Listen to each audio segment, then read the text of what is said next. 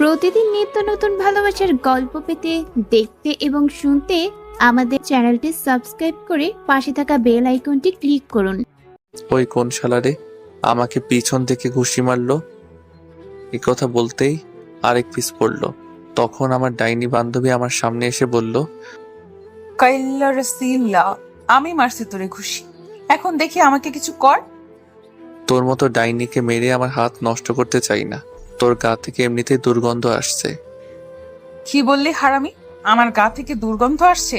তুই জানিস আমি সকালবেলা ডেটল সাবান দিয়ে গোসল করে এসেছি। এই তুই সকালবেলা গোসল করে আসিস কেন? রাতে কি বিছানায় হিসু করিস নাকি? রাসিল্লা, আমি তোকে আজকে মেরেই ফেলবো। তুই এসব আমাকে কি বলছিস? এই বলে নিজেও আমার মাথার চুল টানতে লাগলো। আমি তার হাত শক্ত করে ধরে বললাম, সরি নিজম, থুক্কু নিজম, এই কান ধরছি, তোরে আর এমন কথা বলবো না। এবারের মতো মাফ করে দে। ঠিক আছে, আজকের জন্য তোকে মাফ করে দিলাম। এবার বল তো, কোন পিচ্চিমের প্রেমে পড়েছিস? আরে কোনো পিচ্চিমের প্রেমে পড়ি নাই, আমি তো এমনি গানটা কপি করে গাইছি। তাই? তাহলে এবার বল, আজকে সকালে কলেজে আসার সময় আমাকে ফোন করিস নাই কেন? আসলে রাইসার স্কুলে দেরি হয়ে গেছে, তাই ওরে দ্রুত বাইক দিয়ে স্কুলে দিয়ে আসলাম। এই কারণে তোকে ফোন দিতে পারি নাই, সরি দোস্ত। ঠিক আছে, এবার চল, ক্লাসের সময় হয়ে গেছে। আমিও আর বসে না থেকে দুজনে ক্লাসের দিকে যেতে লাগলাম। ক্লাসে যেতে যেতে আপনাদের পরিচয়টা দিয়ে দিই। আমি আপনাদের সুনামধন্য সেই পুরনো রোমান্টিক গল্প লেখক কাইল্লা রাসিল্লা, সরি প্রবাসী রাসেল। আমার পরিবারের সদস্য 4 জন, বাবা মা এবং আমার ছোট আদরের কলিজার বোন রাইসা আর আমি। আমাদের নিজস্ব ব্যবসা প্রতিষ্ঠান আছে, আব্বু ওগুলো দেখাশোনা করে, আম্মু বাসায় থাকে। আমি ইন্টার ফাইনাল ইয়ারে পড়ি, আর আমার ছোট বোন রাইসা এবার ক্লাস 5-এ পড়ে। আর ওই যে আমার একটা ডাইনি বান্ধবী আছে না, নিঝুম, ওর সাথে কলেজে ওঠার পর থেকে পরিচয়। নিঝুমের বাবা আমাদের অফিসের ম্যানেজার হিসেবে কাজ করেন। আর কিছু জানতে হবে না, গল্পের সাথেই থাকুন, সবকিছু জানতে পারবেন। দুজনে একসাথে ক্লাসে চলে গেলাম। নিঝুম গিয়ে তার বান্ধবীদের সাথে বসলো, আর আমি আমার বন্ধুদের সাথে বসলাম। কিছুক্ষণ পর স্যার ক্লাসে ঢুকলো। ক্লাসের সকল ছাত্রছাত্রী দাঁড়িয়ে সালাম দিল। স্যার চেয়ারে বসে সবাইকে বসতে বলল। তো যাই হোক, সব ক্লাস শেষ করে বাহিরে আসলাম। তখন আমার বন্ধু রিফাত এসে বলল, রাসেল, তোর সাথে আমার পার্সোনাল কিছু কথা আছে। কি কথা? তাড়াতাড়ি বলো। রাইসাকে স্কুল থেকে নিয়ে বাসায় যেতে হবে। আসলে আমার নিঝুমের বান্ধবী রিয়াকে অনেক ভালো লাগে। তুই একটু ওকে বলে তার বান্ধবীর সাথে আমার লাইনটা করিয়ে দে না। ও তাহলে এই কথা? এই কারণে তো বলি, তুমি বারবার মেয়েদের দিকে তাকিয়ে থাকো কেন? তার মানে রিয়ার দিকে তাকিয়ে থাকো? ঠিকই বলেছিস, রিয়াকে প্রথম দেখায় ভালোবেসে ফেলছি। প্লিজ বন্ধু, তুই আমার আর রিয়ার লাইনটা করে দে। লাইন করে দিলে আমি কি পাবো সেটা আগে বলো। তুই যা চাস তাই পাবি। লাইন করিয়ে দিলে সবাইকে বড় রেস্টুরেন্টে খাওয়াতে হবে এবং সব বিল তোমাকে দিতে হবে। ঠিক আছে, আমি রাজি। ওকে, মনে থাকে যেন। আর এটাও মনে রাখিস, তোর লাইন ক্লিয়ার হয়ে গেছে। এখন বাসায় গিয়ে নাকে তেল দিয়ে ঘুমিয়ে পড়ো। রিফাত ঠিক আছে বলে চলে গেল। কিছুক্ষণ পর নিঝুম আসলো। তখনও আমাকে বলল, কি রে, রিফাতের সাথে দাঁড়িয়ে কি কথা বলছিস? প্রেমে পড়েছে মন, প্রেমে পড়েছে। আমার বন্ধু রিফাত একটা মেয়ের প্রেমে পড়েছে। তাই নাকি? তা মেয়েটা কে? মেয়েটার কেউ নয়, তোর বান্ধবী রিয়া। কি বলছিস তুই? তাই নাকি? তাহলে তো লাইন পুরো ক্লিয়ার। ওই ডাইনি, লাইন ক্লিয়ার মানে? আমি তো তোর কথা কিছুই বুঝতে পারছি না, একটু বুঝিয়ে বল। তুই যে সময় রিফাতের সাথে কথা বলছিস, তখন রিয়া আমাকে দাঁড় করিয়ে বলছে সেও নাকি রিফাতকে পছন্দ করে ফেলছে। আমাকে বলছে তোর সাথে কথা বলে ওদের লাইনটা করে দিতে। তাহলে তো হয়ে গেল। কালকে তাহলে 5 স্টার হোটেলে খানা হবে। হয়েছে, এখন তাড়াতাড়ি চল। তুই না আবার রাইসাকে স্কুল থেকে বাসায় নিয়ে যাবি? আমি ঠিক আছে বলে পার্কিং থেকে বাইকটা নিয়ে কলেজের গেটে আসলাম। মিমকে একটা রিক্সায় উঠিয়ে দিয়ে আমি সোজা চলে গেলাম রাইসার স্কুলের সামনে। স্কুলের সামনে গিয়ে দেখি আমার কলিজার বোনটা রাগ করে গেটের সামনে বসে আছে। আমি বাইকটা নিয়ে সোজা রাইসার সামনে দাঁড়ালাম। সরি কলিজার বোন আমার, আজকে ভাইয়ার একটু দেরি হয়ে গেছে। ভাইয়া, তুমি আর কতবার এমন কথা বলবে? তুমি সবসময় আমাকে নিতে দেরি করে আসো। আমার বুঝি কষ্ট হয় না দাঁড়িয়ে থাকতে? এই যে বোন আমার, এই কানে ধরলাম, আজকের পর আর দেরি হবে না, এবারের মতো সরি। সরি বলে কাজ হবে না, আমার আইসক্রিম এবং চকলেট কিনে দিতে হবে। ঠিক আছে দিব, এবার বাইকে ওঠো। রাইসা একটা মুচকি হাসি দিয়ে বাইকের পিছনে উঠলো। আমার বোনের মিষ্টি হাসি দেখলে আমার দিন অনেক ভালো কাটে। বোনের কান্না আমি সহ্য করতে পারি না। আজ পর্যন্ত রাইসারকে একটা টোকা পর্যন্ত দেই নাই। আব্বু আম্মু সবাই রাইসাকে অনেক আদর করে। আবার ভাববেন না শুধু রাইসাকে আদর করে, আমাকেও কম করে না। তো যাই হোক, রাইসাকে নিয়ে বাসায় চলে আসলাম। আসার সময় রাইসাকে আইসক্রিম এবং চকলেট কিনে দিছি। বাইক পার্কিং করে দুই ভাই বোন বাসার কলিং বেল চাপ দিলাম। খালা এসে দরজা খুলে দিল। খালা মানে কাজের বুয়া, আমি ওনাকে খালা বলে ডাকি। দুই ভাই বোন বাসার ভিতরে ঢুকে আমি আমার রুমে এবং রাইসা তার রুমে চলে গেল। আম্মু কিচেন রুমে ছিল। পরের দিন সকালে ঘুম থেকে উঠে ফ্রেশ হয়ে দুই ভাই নাস্তা করে বাসার বাহিরে এসে বাইক নিয়ে রাইসাকে তার স্কুলে নামিয়ে দিয়ে আমি কলেজে চলে আসলাম। কলেজের গেট দিয়ে ঢুকে সামনে তাকিয়ে দেখি আমার খাচ্চন্নি ডাইনি বান্ধবী আমার আগে এসে হাজির। আমি বাইকটা পার্কিং করে নিজুমের সামনে গেলাম। কিরে ডাইনি, তুই আজকে আমার আগে কলেজে? রাসিল্লা, তোরে আমি মেরেই ফেলবো। তুই আমাকে এই নাম ছাড়া অন্য নামে ডাকতে পারিস না। এর থেকে আর ভালো নাম আমি খুঁজে পাই না। তুই তো এমনিতেই একটা ডাইনি, সব সময় আমার সাথে লেগে থাকিস। কি? তার মানে তুই বলতে চাইছিস আমি সব সময় তোর সাথে ঝগড়া করি? তা নয় তো কি, আমি দেখতে কত সুন্দর। আমার আব্বা আম্মাকে সুন্দর একটা নাম দিছে রাসেল, আর তুই আমাকে কি নামে ডাকিস? তাই নাকি? তুই অনেক, তোর নামটা অনেক সুন্দর, তাই না? তাহলে আজ পর্যন্ত একটা প্রেম করতে পারলি না কেন? তোর মতো ডাইনি আমার সাথে থাকলে কোনো মেয়ে আমার সামনে আসতে সাহস করে না।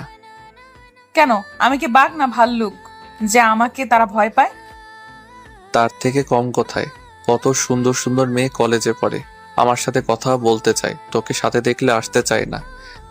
তার মানে তুই বলতে চাইছিস আমি যেন তোর সাথে না থাকি? ঠিক আছে, আজকের পর আমি তোর সামনে কখনো আসবো না। এই বলে নিঝুম কলেজ থেকে বেরিয়ে গেল। আমি পিছন থেকে অনেকবার ডেকেছি, কিন্তু ও আমার ডাকে সাড়া না দিয়ে চলে গেল। বুঝেছি নিঝুম আমার সাথে অভিমান করেছে। আমি আর কিছু না ভেবে ক্লাসে চলে গেলাম। ক্লাসে এসে রিফাতের সাথে বসলাম। তখন রিফাত আমাকে বলল, কিরে, মিমকে তোর সাথে দেখলাম, নিঝুম কোথায়? আমার সাথে রাগ করে চলে গেছে। এটা তো নতুন কিছু নয়। এখন রাগ করবে, কিছুক্ষণ পর তোর 14 গোষ্ঠী উদ্ধার করবে। সেটা আমি ভালোই করে জানি, তবে আজকে একটু বেশি রেগে গেছে। মনে হয় না তাদের বাড়িতে না যাওয়া পর্যন্ত রাগ থামাতে পারবো। আচ্ছা, ওটা বাদ দে, এখন বল আমার বিষয়ে কতটুকু আগালি? তোর লাইন মনে কর ক্লিয়ার। কলেজ শেষে 5 স্টার হোটেলে নিয়ে যাস, তাহলে শোন। তারপর গতকালের সবকিছু রিফাতকে খুলে বললাম। কসকি মামা, তাহলে তো ক্লাস শেষ করে রিয়াকে প্রপোজ করব। ঠিক আছে, করিস। তারপর আরো কিছুক্ষণ কথা বলার পর ক্লাসে স্যার চলে আসলো। আমরা সবাই দাঁড়িয়ে স্যারকে সালাম দিলাম। স্যার সবাইকে বসতে বলে পড়া শুরু করলো। দেখতে দেখতে সব ক্লাস শেষ করে বাহিরে আসলাম।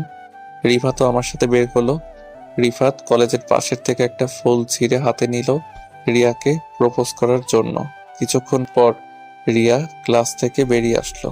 রিফাত রিয়ার সামনে হাঁটু গেড়ে বসে প্রপোজ করতেই এমন কিছু দেখতে পাবো সেটা কখনোই আশা করি নাই। রিফাত রিয়াকে প্রপোজ করতেই রিয়া রিফাতের গালে ঠাস করে একটা থাপ্পড় মেরে দিল। কি থেকে কি হয়ে গেল আমি দাঁড়িয়ে না থেকে ওদের সামনে গিয়ে রিয়াকে বললাম, রিয়া তুই এটা কি করলি? তুই রিফাতকে থাপ্পড় মারলি কেন? তুই না ওকে পছন্দ করিস? মিম আমাকে সবকিছু খুলে বলছে। আরে, ও ভাবলো কি রে আমি ওকে ভালোবাসবো? যে ছেলে আমার ভাইকে কলেজের সবার সামনে মারতে পারে, আমি তাকে ভালোবাসবো? তোর ভাই মানে? তুই কার কথা বলছিস? আমার ভাই হচ্ছে এই এলাকার মেয়র আমজাদ খানের ছেলে, মোরাদ চৌধুরী। রিফাত, তার মানে আমি অসুস্থ থাকা অবস্থায় তুই যে ছেলেকে মারছিস রিয়া সেই ছেলের কথা বলছে? রাসেল, আর ওই ছেলেটাকে কেন মেরেছি তুই তো সবকিছু জানিস। ও আচ্ছা, তার মানে ঘটনা এখানে। আর রিয়া তোর ভাই তোকে বলে নাই কেন রিফাত তোর ভাইকে মেরেছে? বলেছে, মুরাদ বলেছে। সে নাকি রাস্তা দিয়ে বাইক চালিয়ে আব্বুর এক জনসভায় যাচ্ছিল, তখন হঠাৎ রিফাত কিছু ছেলে নিয়ে আমার ভাইকে আটকে কলেজের মাঠে নিয়ে এসে অনেক মারে। এজন্য আমি এই কলেজে নতুন ভর্তি হই, আমার ভাইয়ের প্রতিশোধ নিতে। এবার রিয়া আমার কথা শোন, তোর ভাই কি করেছে জানিস? রিফাতের বোন পায়েলকে প্রতিদিন কলেজ যাওয়া আসার সময় ডিস্টার্ব করতো, তাই রিফাত ওকে মারলো। তোর মাথা ঠিক আছে? আমার ভাই প্রতিদিন ওর বোনকে কিভাবে ডিস্টার্ব করলো? আমার ভাই যেদিন মার খেয়েছে ওই দিনই কানাডা থেকে দেশে এসেছে, এসে ও আব্বুর সাথে দেখা করতে যাচ্ছিল। আমরা দুই ভাই বোন জমজ হয়েছি। মুরাদ কানাডা পড়াশোনা করেছে আর আমি দেশে করতাম। কি বলছিস তুই? তাহলে মনে হয় এখানে মিস্টেক হয়ে গেছে, তুই ওকে মাফ করে দে। না, আমি ওকে কখনো মাফ করবো না। এই বলে রিয়া চলে গেল। বেচারা রিফাত চেহারা মন মরা করে দাঁড়িয়ে আছে। তখন আমি বললাম, চিন্তা করিস না, রিয়ার মনে তোর জন্য একটু ভালোবাসা থাকে, তাহলে দেখবি রিয়া ঠিকই তোর কাছে ফিরে আসবে। এখন বাসায় চলে যা। রিফাত কিছু না বলে চলে গেল। হঠাৎ আমার মনে পড়লো, রাইসাকে তো স্কুল থেকে নিতে হবে, স্কুল তো ছুটি হয়েছে, প্রায় 1 ঘন্টার উপরে হয়েছে। আল্লাহ জানে আমার কপালে কি আছে। আমিও দাঁড়িয়ে না থেকে বাইক নিয়ে সোজা রাইসার স্কুলের সামনে চলে আসলাম। কিন্তু স্কুলের সামনে এসে দেখি রাইসা নেই। তখন আমি স্কুলের দারোয়ান চাচাকে বললাম, চাচা আমার বোন রাইসা কোথায়? ওকে তো দেখছি না। রায়সা মামুনিকে গেটের সামনে দাঁড়িয়ে থাকতে দেখলাম, এখন কোথায় গেছে বলতে পারবো না। আমি একটু আগে গেট রেখে দোকানে গিয়েছি, এসে দেখি রায়সা নেই। আমি তো মনে করছি তুমি এসে নিয়ে গেছো। চাচা আমি তো মাত্র আসলাম, কলেজে একটা কাজে দেরি হয়ে গেছে। তাহলে তুমি বাসায় একটা কল দিয়ে দেখো, হয়তো তোমার পরিচিত কেউ নিয়ে গেছে। আমি চাচার কথা মতো বাসায় আম্মুকে ফোন দিলাম। আম্মু ফোন ধরার পর আমি বললাম, আম্মু রাইসা কি বাসায় গেছে? রাইসাকে তো সেই কখন তোর আব্বু বাসায় নিয়ে এসেছে। অফিস থেকে তোর বাসায় একটা কাজের জন্য আসছিল, তখন রাইসার স্কুলের সামনে থেকে তোর আব্বু রাইসাকে নিয়ে আসে। ও আসলে আম্মু আমি কলেজে একটা কাজে আটকে গেছি, তাই দেরি হয়ে গেছে। ঠিক আছে, সমস্যা নেই, তুই এখন তাড়াতাড়ি বাসায় আয়। আম্মু আমি বাসায় আসতে একটু লেট হবে, কারণ নিঝুম ডাইনি আজকে আমার সাথে রাগ করেছে। আগে ওর রাগটা কমিয়ে আসি। তোরা দুইটা কি ভালো হবে না? সব সময় টম অ্যান্ড জেরির মতো লেগে থাকিস কেন? আচ্ছা ঠিক আছে, তোমার সাথে বাসায় আসলে কথা বলবো, এখন রাখি। এ বলে ফোন কেটে দিয়ে বাইক চালিয়ে সোজা নিঝুমের বাসার সামনে চলে আসলাম। কিন্তু বাসার সামনে এসে আমি পুরো থ হয়ে গেলাম। নিঝুমের বাসার সামনে এসে দেখি তাদের বাসায় তালা দেওয়া। আমি পকেট থেকে মোবাইল বের করে নিঝুমের মোবাইলে ফোন দিলাম, কিন্তু অবাক করার ব্যাপার হলো নিঝুমের মোবাইল বন্ধ বলছে। আমি অনেকবার নিঝুমের মোবাইলে ফোন দিলাম, কিন্তু বারবার বন্ধ বলছে। মনটা পুরো খারাপ হয়ে গেল। আমি আর দাঁড়িয়ে না থেকে বাসায় চলে আসলাম। এভাবে দেখতে দেখতে 1 মাস চলে গেল, কিন্তু নিঝুমের কোনো খবর পেলাম না। আব্বুকেও জিজ্ঞেস করছিলাম, আব্বু বলল নিঝুমের বাবার অনেক বয়স হয়েছে তো, তাই চাকরির রিজাইন দিয়ে চলে গেছে, কিন্তু কোথায় গেছে সেটাও বলতে পারবে না।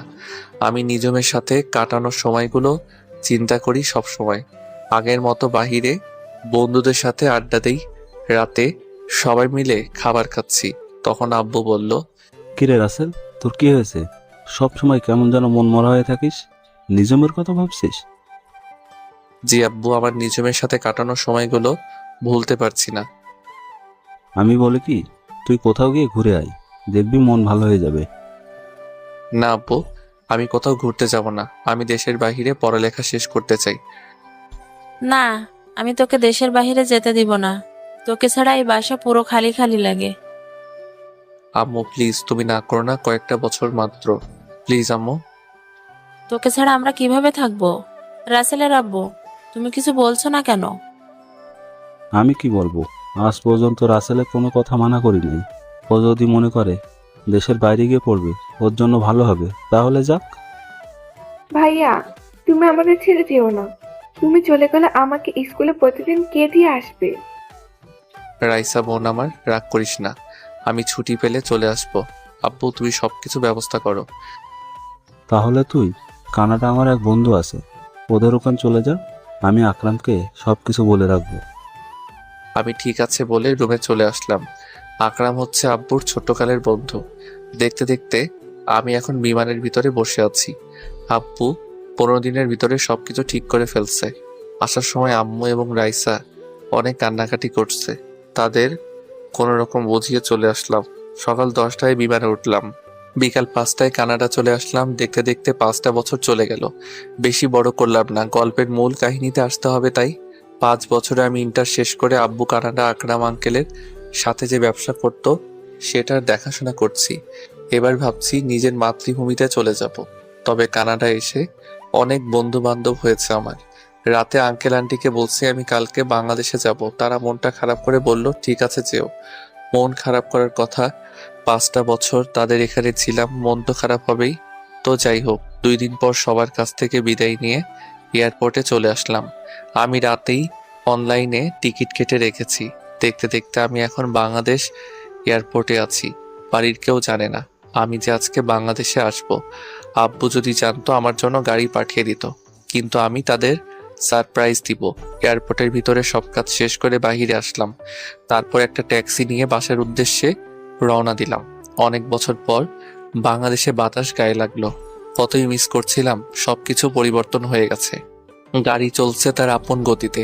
হঠাৎ আমাদের গাড়িটা 2 জন পুলিশ হাতের ইশারা দিল। ড্রাইভার গাড়িটা তাদের সামনে থামালো। একজন পুলিশ ড্রাইভারকে গাড়ি থেকে নামতে বলল, সাথে আমাকেও। আমি গাড়ি থেকে নেমে পুলিশের কাছে গেলাম। তখন আমি বললাম, স্যার আমাদের গাড়িটা কেন থামানো হলো? দেখুন স্যার, এই রাস্তা দিয়ে প্রতিদিন চোরাই মাল সাপ্লাই হয়, তাই ওই চোরেদের ধরার জন্য প্রতিটা গাড়ি আমরা চেক করছি। আপনি কিছু মনে করবেন না, আমরা আপনার গাড়িটাও একটু চেক করব। ঠিক আছে করেন, তবে আমি একটা কথা বলি। আমি কানাডা থেকে বাসায় ফিরছি। আমার কিছু মাল আছে, তবে আপনি ওটা চেক করতে পারবেন না। যদি ওটা চেক করার ইচ্ছা হয় তাহলে কষ্ট করে আমার বাসায় গিয়ে চেক করবেন, কারণ আমার অনেক মাল গাড়িতে। সরি স্যার, আমরা বাসায় গিয়ে চেক করতে পারবো না, এটা আমাদের ডিউটি। তবে স্যার, আপনার পরিচয়টা দিলে ভালো হয়। জি অবশ্যই। আমি এই দেশের চৌধুরী গ্রুপ অফ ইন্ডাস্ট্রি কোম্পানির মালিক আসলাম চৌধুরীর একমাত্র ছেলে রাসেল চৌধুরী। কি, আপনি আসলাম চৌধুরীর ছেলে? সরি স্যার, আমরা বুঝতে পারি নাই। আপনি যেতে পারেন। শুনুন স্যার, আইন সবার জন্য সমান। আমার বাবার পরিচয় পেয়ে আপনি আমাকে চার্জ করবেন না। এটা কেমন কথা? আপনি আমার গাড়ি চেক করেন। সরি স্যার, আমি পারবো না। আপনার বাবার কানে যদি এই কথা যায় তাহলে আমার চাকরি থাকবে না। আপনি কিছু বলবেন না স্যার। আপনি যদি আমার গাড়ি চেক না করেন তাহলে আমি বাবার কাছে বলবো। এবার আপনি বলুন কি করবেন?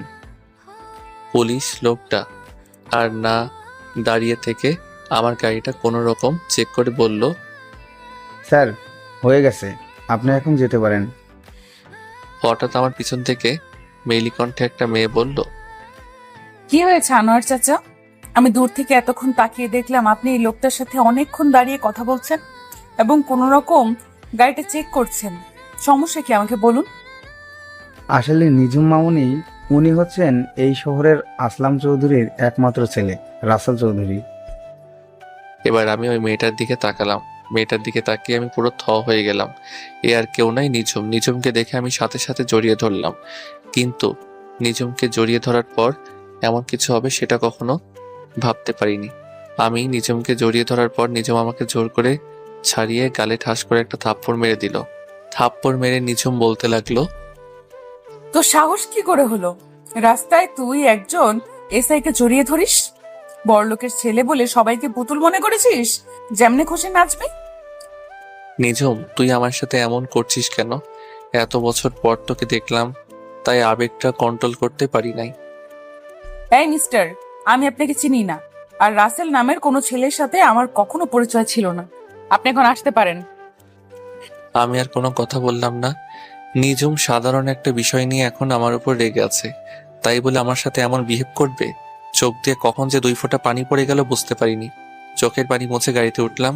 একটা কথা বলতে কি, নিঝুম আগের থেকে অনেক সুন্দর হয়েছে, আর এসআই এর পোশাকে তো দারুণ মানিয়েছে নিঝুমকে। দেখতে দেখতে বাসার সামনে চলে আসলাম, কিন্তু বাসার সামনে এসে তো আমি আরো অবাক হয়ে গেলাম। বাসার সামনে এসে দেখি আমাদের বাড়িটা আলোকসজ্জা দিয়ে সাজিয়ে রেখেছে। বাসায় কি হচ্ছে আমি তো কিছুই জানি না। আমি গাড়ি থেকে নেমে দারোয়ান চাচাকে গেট খুলতে বললাম, তারপর গাড়ি বাসার ভিতরে ঢুকলো। আমি দারোয়ান চাচাকে বললাম, চাচা বাসা এত সুন্দর করে সাজানোর কারণ কি? ও মা, সে কি তুমি কিছুই জানো না? আজকে রায়সা মামুনির জন্মদিন, সেজন্যই তো এত আয়োজন। ও শিট, আমি তো ভুলেই গেছি। আজকে যে রাইসার জন্মদিন, যাক ভালোই হলো। রাইসার জন্য কানাডা থেকে ওর পছন্দের একটা ঘড়ি এনেছি, ওটাই উপহার দিব রাইসাকে। আমি চাচা এবং ড্রাইভারকে বললাম আমার মালগুলো বাসার ভিতরে নিয়ে আসতে। আমি বাসার কলিং বেল চাপ দিলাম। খালা এসে দরজা খুলে দিল। বাসার ভিতরে ঢুকে দেখি পুরো বাসা মেহমান দিয়ে ভরপুর, সব নামি দামি গেস্ট। ও আপনাদের তো বলতে ভুলে গেছি, পুরো বাড়ির চারপাশে পুলিশে পাহারা দিচ্ছে। শহরের নামকরা ব্যবসায়ী মেয়ের জন্মদিন বলে কথা। হঠাৎ কোথা থেকে রাইসা আমাকে দেখতে পেয়ে দৌড়ে এসে জড়িয়ে ধরলো এবং কান্না শুরু করে দিল। আমি রাইসাকে বললাম, এই রাইসা, কান্না করছিস কেন? ভাইয়া তুমি আজকে বাড়িতে আসবে, সেটা আগে বলো নাই কেন? আরে আমি তো তোদের সারপ্রাইজ দিব বলে বলি নাই। তাই বলে তুমি এইভাবে আসবে? তুমি জানো তোমাকে আমি অনেক মিস করছি। হয়েছে বোন, এবার কান্না বন্ধ কর। এখন তো চলে আসছে, এবার বল আব্বু আম্মু কোথায়? আম্মু পাকঘরে আছে, আব্বু তার গেস্টদের সাথে কথা বলছে। ঠিক আছে, আমি আব্বু আম্মুর সাথে দেখা করে আসি। রাইসা ঠিক আছে বলে আমার সাথে যেতে লাগলো। হঠাৎ একটা জায়গায় চোখ পড়লো। আমি মনে মনে বলতে লাগলাম, ও এখানে কেন? আপনারা ঠিকই ধরেছেন, এ আর কেউ নয়, নিঝুম। কিন্তু নিঝুম আমার আগে বাসায় আসলো কিভাবে? হয়তো এসআই দেখে তাড়াতাড়ি চলে এসেছে। আমি আসতেই একটু জ্যামে পড়েছি, তাই হয়তো আমার আগে এসেছে। তবে নিঝুম দাঁড়িয়ে ছেলেদের সাথে হেসে হেসে কথা বলছে, সেটা আমার অনেক খারাপ লাগলো। আমি আর দাঁড়িয়ে না থেকে আম্মুর কাছে গেলাম। আম্মু আমাকে দেখে জড়িয়ে ধরে কান্না করে দিল। তখন আমি বললাম, এই আম্মু, তুমি কান্না করছো কেন? তোমার কান্না আমার ভালো লাগে না। এটা দুঃখের কান্না নয়, সুখের কান্না। তুই আমাদের বলে আসলি না কেন? বললে কি সারপ্রাইজ দিতে পারতাম। ঠিক আছে, এখন রুমে গিয়ে ফ্রেশ হয়ে নিচে আয়। গেস্ট সবাই চলে এসেছে। তোর আব্বুর সাথে দেখা করছিস? এখনো করি নাই, ভাবছি তোমার সাথে দেখা করে তারপর আব্বুর সাথে দেখা করব। আচ্ছা, তুই ফ্রেশ হয়ে দেখা করিস। তুই অনেক দূর থেকে এসেছিস। আমি ঠিক আছে বলে আমার রুমে চলে আসলাম। আমার রুমটা আগের মতোই আছে, তবে রুমটা সুন্দর করে সাজিয়ে রেখেছে আম্মু। আমি আর কিছু না ভেবে ওয়াশরুমে চলে গেলাম। ফ্রেশ হয়ে গায়ের শার্টটা খুলে নতুন একটা পাঞ্জাবি পরেছি। পাঞ্জাবি পরে নিচে চলে আসলাম। তারপর আব্বুর সাথে করতে লাগলাম। আসসালামু আলাইকুম আব্বু, কেমন আছো? আরে রাসেল, তুমি কখন এসেছো? আমাকে তো বলে আসো নাই। আসলে আব্বু, তোমাদের সারপ্রাইজ দিব বলে বলি নাই। এসেছিস, ভালোই হয়েছে। চল তোকে সবার সাথে পরিচয় করে দিই। তারপর আব্বু সবার সাথে আমাকে পরিচয় করিয়ে দিল। দেখতে দেখতে অনুষ্ঠান শুরু হয়ে গেল। তবে আমি রুম থেকে আসার পর নিঝুমকে দেখতে পেলাম না। হঠাৎ দেখি নীল রঙের শাড়ি পরা একটা মেয়ে সিঁড়ি দিয়ে নিচে নামতে আসে। আমি তার দিকে ভালো করে তাকিয়ে পুরো অবাক হয়ে গেলাম। এ আর কেউ নয়, নিঝুম। নিঝুমকে নীল রঙের শাড়িতে পরীর মতো লাগছে। সব ছেলেরা নিঝুমের দিকে তাকিয়ে আছে। আমার কেমন যেন হিংসা হচ্ছে। তো যাই হোক, রাইসা কেক কাটার জন্য দাঁড়িয়ে আছে। আমি আব্বু এবং রাইসার পাশে দাঁড়ানো। বাকি সব গেস্ট আমাদের চারপাশে দাঁড়ালো। রাইসা কেক কাটার পর সবাই তাকে অভিনন্দন জানিয়েছেন। রাইসা প্রথমে কেক কেটে আমাকে খাইয়ে দিল। তারপর আব্বু আম্মুকে, আমিও রাইসাকে খাইয়ে দিলাম। নিঝুম এসে রাইসাকে কেক খাইয়ে দিল। তার গান বাজনা হলো। আমি আর দাঁড়িয়ে না থেকে বাসার ছাদে চলে আসলাম। কিছুক্ষণ পর দেখি নিঝুম ছাদে আসলো। ছাদে এসে কার সাথে যেন মোবাইলে হেসে হেসে কথা বলতে আছে। আমি নিঝুমের সামনে গেলাম। তখন নিঝুম ফোন কেটে দিয়ে আমাকে বলল, আপনি আমার সামনে কেন এসেছেন? কিছু বলবেন? বলার তো অনেক কিছু আছে, কিন্তু তুমি তো আমার কোনো কথা শুনছো না। হ্যালো মিস্টার, আমাকে তুমি করে না বলে আপনি করে বলুন। আর যেটা বলবেন তাড়াতাড়ি বলুন, আমার এখনো ডিউটি চলছে। আচ্ছা, আপনি এত বদলে গেলেন কিভাবে? আপনি কলেজ থেকে গিয়ে কোথায় হারিয়ে গেলেন? আপনাকে আমি পুরো ঢাকা শহর খুঁজেছি। সেটা আমি আপনাকে বলার প্রয়োজন মনে করি না। কেন, সেটা কি আমি জানতে পারি? আমার দোষটা কি ছিল? আমি তো আপনার সাথে একটু মজা করছিলাম, কিন্তু আপনি যে এত অভিমান করবেন সেটা আমার জানা ছিল না। অতীত নিয়ে আমি আপনাকে কিছু বলতে পারবো না, আমি গেলাম। এ বলে নিঝুম আমার সামনে থেকে চলে গেল। আমি মনে মনে ভাবতে লাগলাম, নিঝুম আমাকে না চেনার ভান করছে কেন, আমার সাথে এরকম ভাবে কথা বলছে কেন। আমাকে সবকিছু বের করতে হবে। আমি ছাদে আর দাঁড়িয়ে না থেকে নিচে চলে আসলাম। বাসায় সব গেস্ট চলে গেছে। রাতে সবাই একসাথে বসে খাবার টেবিলে গেলাম খাবার খেতে। হঠাৎ দেখি নিঝুম সিঁড়ি দিয়ে নেমে আমাদের সাথে বসলো। আমি তো কিছুই বুঝতে পারছি না। তখন আমি আম্মুকে বললাম, আম্মু, এসআই ম্যাম দেখি আমাদের সাথে খেতে বসেছে, কারণ কি? ওহ, তোকে তো বলাই হয়নি। নিজুমের এই দুনিয়ায় আপন বলতে কেউ নেই। নিজুমের আব্বু আম্মু দুজনে মারা গেছেন, তাই নিজুমকে তোর আব্বু আমাদের বাসায় নিয়ে এসেছে।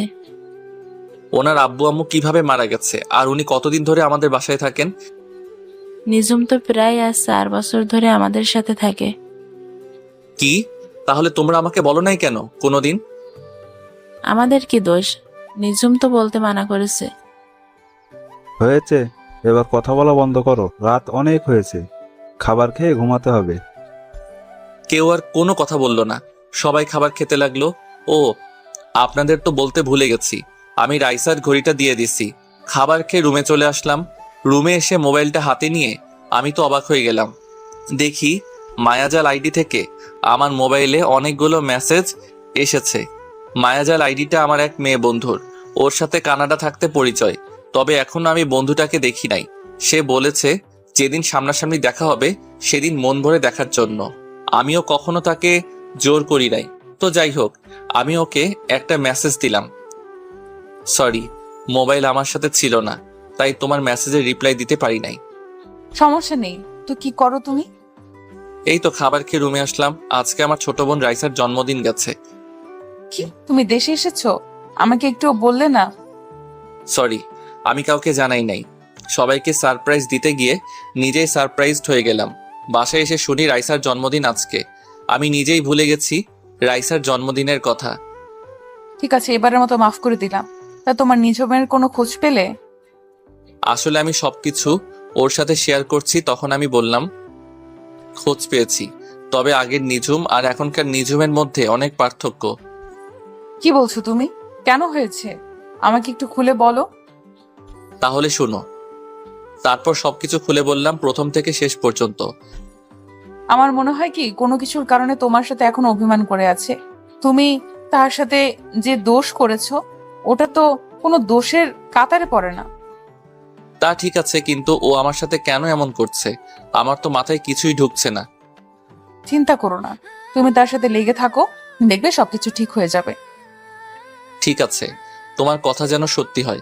ভালো থেকো, আল্লাহ হাফেজ। এটা বলে আমি নেট বন্ধ করে শুয়ে গেলাম। পরের দিন সকালে রাইসা এসে ডাকতে শুরু করলো। তখন আমি রাইসাকে বললাম, কি রে রাইসা, এত সকাল সকাল ডাকছিস কেন? আব্বু তোমাকে ডাকছে।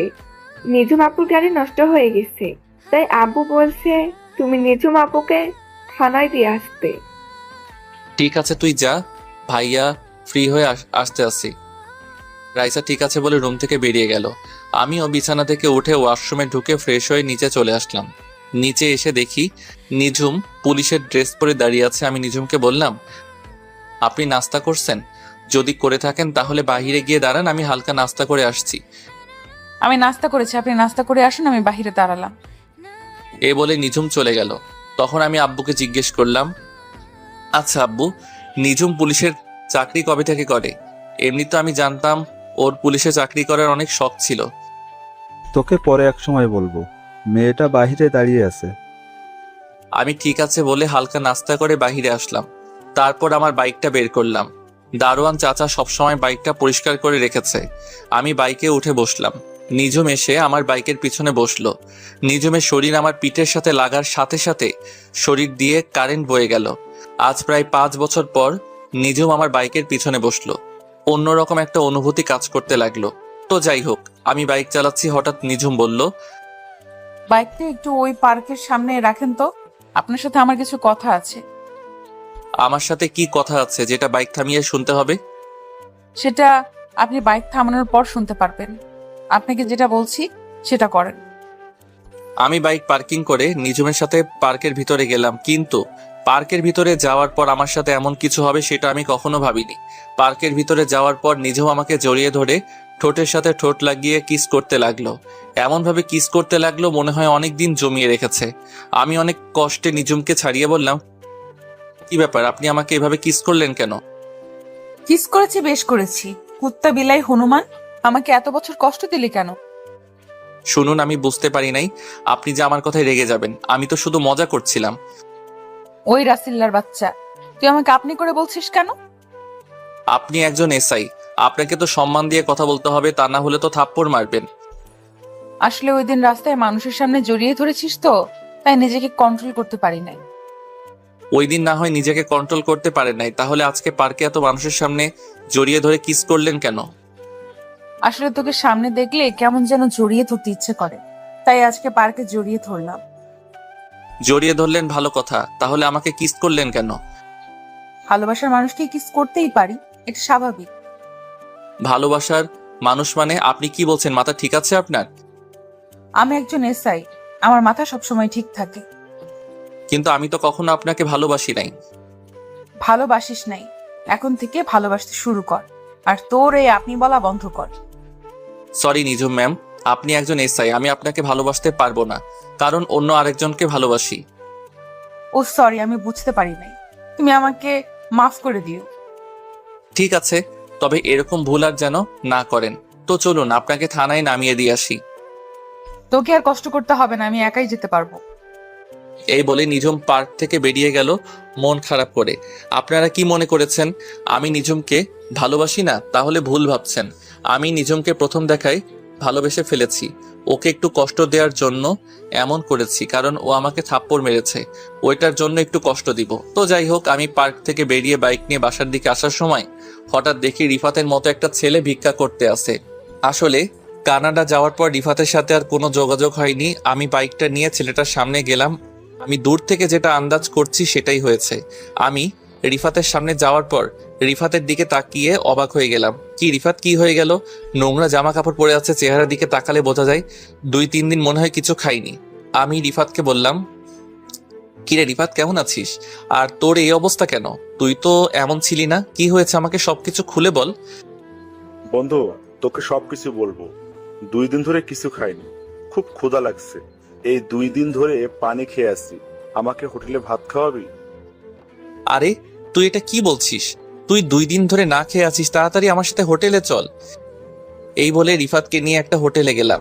তারপর রিফাতকে পেট ভরে খাবার খাওয়ালাম। এরপর দুজনে রাস্তার পাশে একটা জায়গায় বসলাম। তখন আমি বললাম, এবার বল, তোর এই অবস্থা কেন? তোদের তো কখনো কোনো কিছুর কমতি ছিল না। তাহলে শোন, এই সব কিছুর জন্য ওই রিয়া মেয়েটাই দায়ী। মানে কি বলছিস তুই? রিয়া তোর সাথে কি করেছে? রিয়া শুধু আমার সাথে করে নাই, ওর বাবা মিলে করেছে। তুই বলছিস না, রিয়ার মনে যদি আমার জন্য ভালোবাসা থাকে তাহলে রিয়া ঠিকই আমার কাছে ফিরে আসবে। সেটা তো আমি বলেছি, তারপর কি হলো?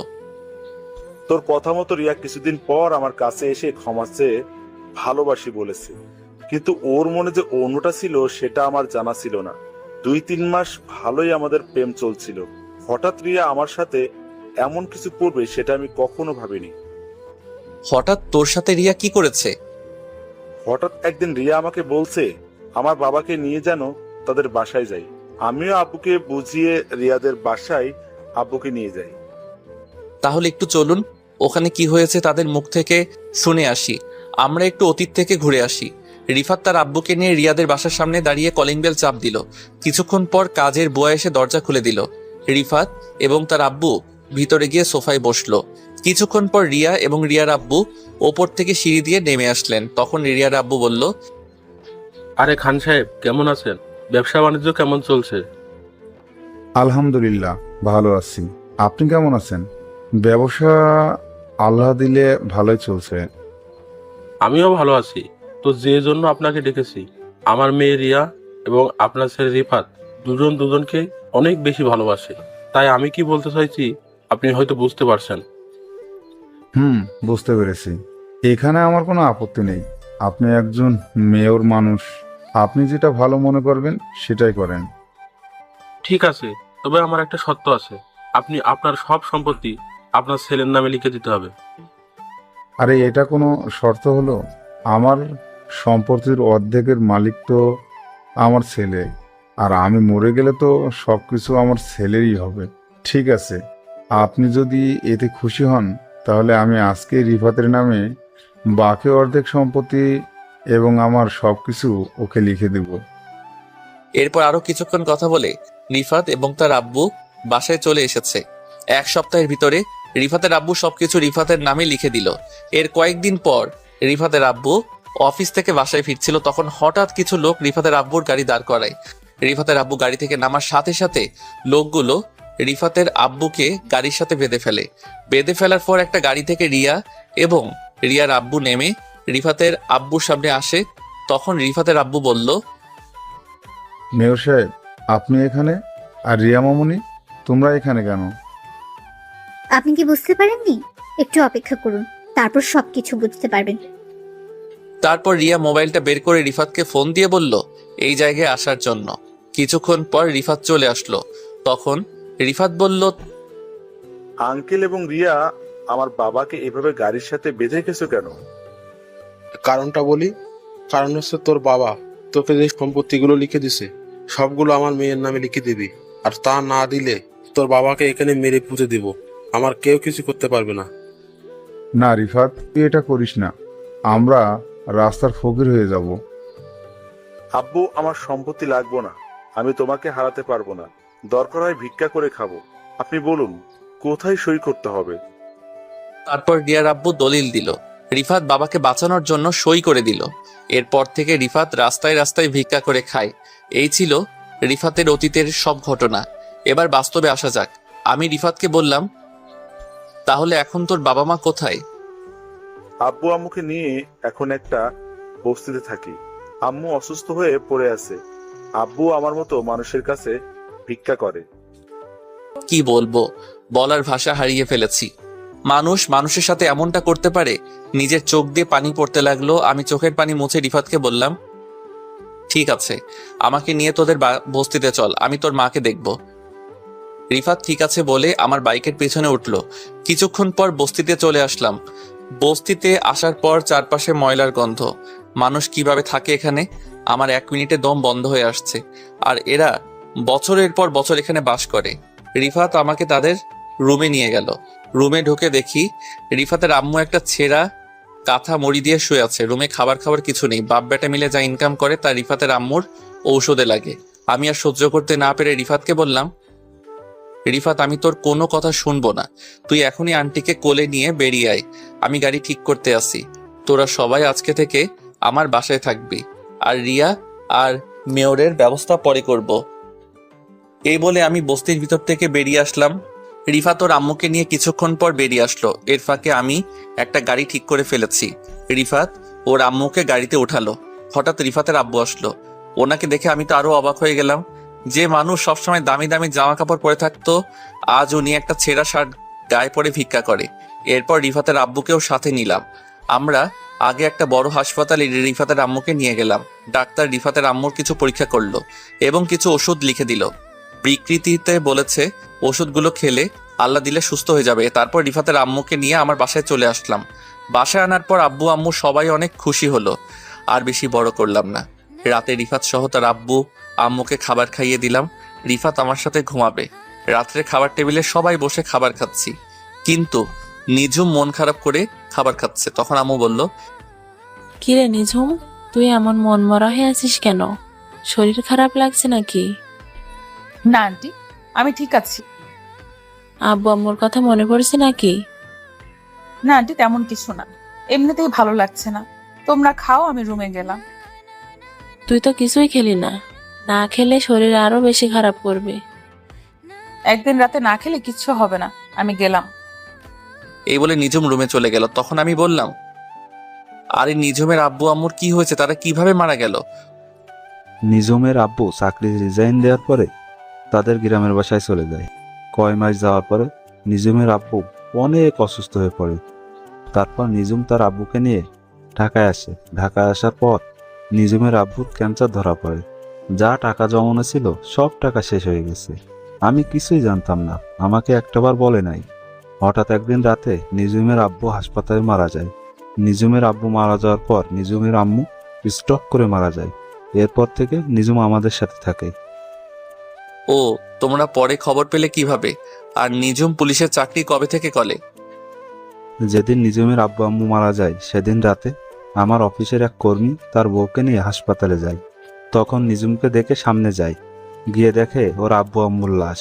তখন ওই কর্মী আমাকে ফোন দিয়ে বলে, আমি সাথে সাথে হাসপাতালে ছুটে যাই। এরপর নিজুমের কাছ থেকে সবকিছু শুনি। তারপর নিজুমের আব্বু আম্মুকে ঢাকার বড় কবরস্থানে দাফন সম্পন্ন করে নিজুমকে আমাদের বাসায় নিয়ে আসি। সবকিছু বুঝলাম, এখনো তো বললে না নিজুম পুলিশের এসআই কিভাবে হলো? আসলে আমার সাথে তো প্রধানমন্ত্রীর সাথে ভালো সম্পর্ক, তাই ওনাকে বলে নিজুমকে পুলিশের এসআই বানিয়ে দিল। নিজুমের এমনিতেই পুলিশের চাকরি করার অনেক শখ, তাই ওকে এসআই পদ দিল। তার মানে ট্রেনিং ছাড়া সরাসরি পুলিশের এসআই? পুলিশের চাকরি কিভাবে করতে হয় ও কি বোঝে? পুলিশের কোনো যোগ্যতা ছাড়া ডাইরেক্ট এসআই? তো কি হয়েছে, এখন বেশি কথা না বলে খা। আমি আর কোনো কথা না বলে খাবার খেয়ে রুমে চলে আসলাম। রুমে এসে দেখি রিফাত ঘুমিয়ে গেছে। আমি বিছানায় শুয়ে মোবাইলটা হাতে নিয়ে পুরো টাস্কি খেয়ে গেলাম, কারণ মায়াজাল আইডি থেকে অনেকগুলো মেসেজ এসেছে। আমি সাথে সাথে রিপ্লাই দিলাম, কেমন আছো, কি করো, খাওয়া দাওয়া হয়েছে? আসলে মোবাইল আমার হাতে ছিল না, রুমে মোবাইল রেখে খাবার খেতে গিয়েছিলাম। তাই বলে তুমি এতগুলো মেসেজ একসাথে করবে? ঠিক আছে বাবা, তুমি একটা একটা করে রিপ্লাই দাও। আলহামদুলিল্লাহ ভালো আছি, আমি খাবার খেয়ে শুয়ে আছি। আমি তোমাকে একটা কথা বলতে চাই। কি কথা বলবে বলো? আসলে রাসেল, আমি তোমার সাথে কথা বলতে বলতে কখন যে তোমাকে ভালোবেসে ফেলেছি। তুমি কি পাগল হয়েছো? আজ পর্যন্ত তোমার নাম, বাড়ি কোথায়, তোমার চেহারা, তুমি ছেলে নামে কিছুই জানি না, শুধু মেসেজে কথা বলছি। এতেই তুমি আমাকে ভালোবেসে ফেলছো। কিন্তু আমি তো তোমাকে ভালোবাসতে পারবো না, কারণ আমার জীবনে একজন মনের মানুষ আছে। আমি তোমাকে বন্ধু ছাড়া কিছুই ভাবি না। ঠিক আছে, আজকে তাহলে তুমি আমার সাথে দেখা করো, তারপর আমার চেহারা, আমার নাম, বাড়ি কোথায় সবকিছু জানতে পারবে। দরকার নেই দেখা করার, আর করলেও কখনো আমি তোমাকে ভালোবাসতে পারবো না। আমি একজনকে অনেক অনেক বেশি ভালোবাসি। আচ্ছা, সেই মেয়েটা আমার থেকে বেশি সুন্দর হবে। আমি কি তোমাকে দেখেছি নাকি তুমি সুন্দর নাকি অসুন্দর? আর তুমি বিশ্ব সুন্দরী হলেও আমি তোমাকে ভালোবাসতে পারবো না। আমার এই মন শুধু একজনকে দিয়েছি। ওই মেয়েটার নাম কি, বাড়ি কোথায়? ওই মেয়েটা আমার কলেজ লাইফের বান্ধবী, তার নাম নিঝুম। সে কি তোমাকে কখনো ভালোবাসার কথা বলেছে? আমাকে সে অনেক বেশি ভালোবাসে, কিন্তু আমি তাকে মানা করে দিছি, কারণ সে আমাকে অনেক কষ্ট দিয়েছে। একটা সাধারণ বিষয় নিয়ে আমার সাথে অভিমান করে দূরে চলে গেছে। রাস্তায় সবার সামনে আমাকে থাপ্পড় মেরেছে। সেজন্য তাকে একটু কষ্ট দিব। যাই করো, তবে বেশি কষ্ট দিও না, পরে আবার হারিয়ে ফেলবে। এবার ওকে হারাতে দিলে তো। ওর জন্য নিজের দেশ ছেড়ে বাহিরে চলে গেছি। নিজের দেশে পুরো 1 মাস খুঁজেছি। আমাকে এত কষ্ট দেওয়ার জন্য তাকেও আমার ভালোবাসা পাওয়ার জন্য কষ্ট করতে হবে। ঠিক আছে, তোমার ভালোবাসা আর পেলাম না। আমার ভালোবাসা না হয় একতরফা নিয়ে বেঁচে থাকবো। এ বলে মায়াজাল অফলাইনে চলে গেল। আমি মোবাইল রেখে ঘুমিয়ে গেলাম। পরের দিন সকালবেলা সবাই মিলে নাস্তা করছি, আর নিঝুমের দিকে তাকিয়ে দেখি আজকে কেমন যেন খুশি খুশি লাগছে তাকে। গতকাল দেখলাম মন খারাপ, আজকে দেখি খুশি। আমি নিঝুমের দিক থেকে চোখ সরিয়ে ফেললাম। তখন আমি আব্বুকে বললাম, আব্বু তুমি রিফাতকে আমাদের অফিসে বড় একটা পোস্টে কাজে লাগিয়ে দাও। আরে এটা অনেক কথা বলছিস, রিফাত ওর নিজের অফিস মনে করে চালাবে। ওর যখন মন চাই অফিসে যেতে পারে। ঠিক আছে আঙ্কেল, তবে আম্মু আরেকটু সুস্থ হোক, তারপর যাব। ঠিক আছে বাবা, আমি তোমাকে এখন যেতে বলছি না। তবে আঙ্কেল, আমার একটা শর্ত আছে। আমি চাকরি করার পর আমি আব্বু আম্মুকে নিয়ে অন্য বাসায় থাকবো। তুমি একথা কেন বলছো সেটা আমি বুঝতে পারছি, সমস্যা নাই। আমি অফিস থেকে তোমাকে একটা ফ্ল্যাট দিব, তুমি ওখানে তোমার আব্বু আম্মুকে নিয়ে থেকো। আর অফিসে যাওয়ার জন্য একটা নিউ কার তোমাকে দেয়া হবে। সেটা হলে তো আরো বেশি ভালো হয়। আপনি সবকিছু ব্যবস্থা করুন। আব্বু ঠিক আছে বলে রুমে চলে গেল। তখন নিঝুম আম্মুকে বলল, আন্টি, আমি একটু মার্কেটে যাব, তুমি রাসেলকে বলো আমাকে নিয়ে যেতে। আপনার গাড়ি থাকতে আমাকে বলছেন কেন? আর আমি আপনাকে কোথাও নিয়ে যেতে পারবো না। রাসেল, মেয়েটা এত করে যখন বলছে, তুই বাবা নিজুমকে নিয়ে মার্কেটে যা। আম্মু, এত সকালে কি এখনো মার্কেট খুলছে নাকি? সমস্যা নেই, মার্কেট না খোলা থাকলে আমি বসে থাকবো, তুমি চলে এসো। আমি ঠিক আছে বলে বাহিরে এসে আব্বুর নতুন গাড়িটা বের করলাম। কিছুক্ষণ পর নিজুম এসে বলল, তুমি গাড়ি নিছো কেন? তোমার বাইক নাও।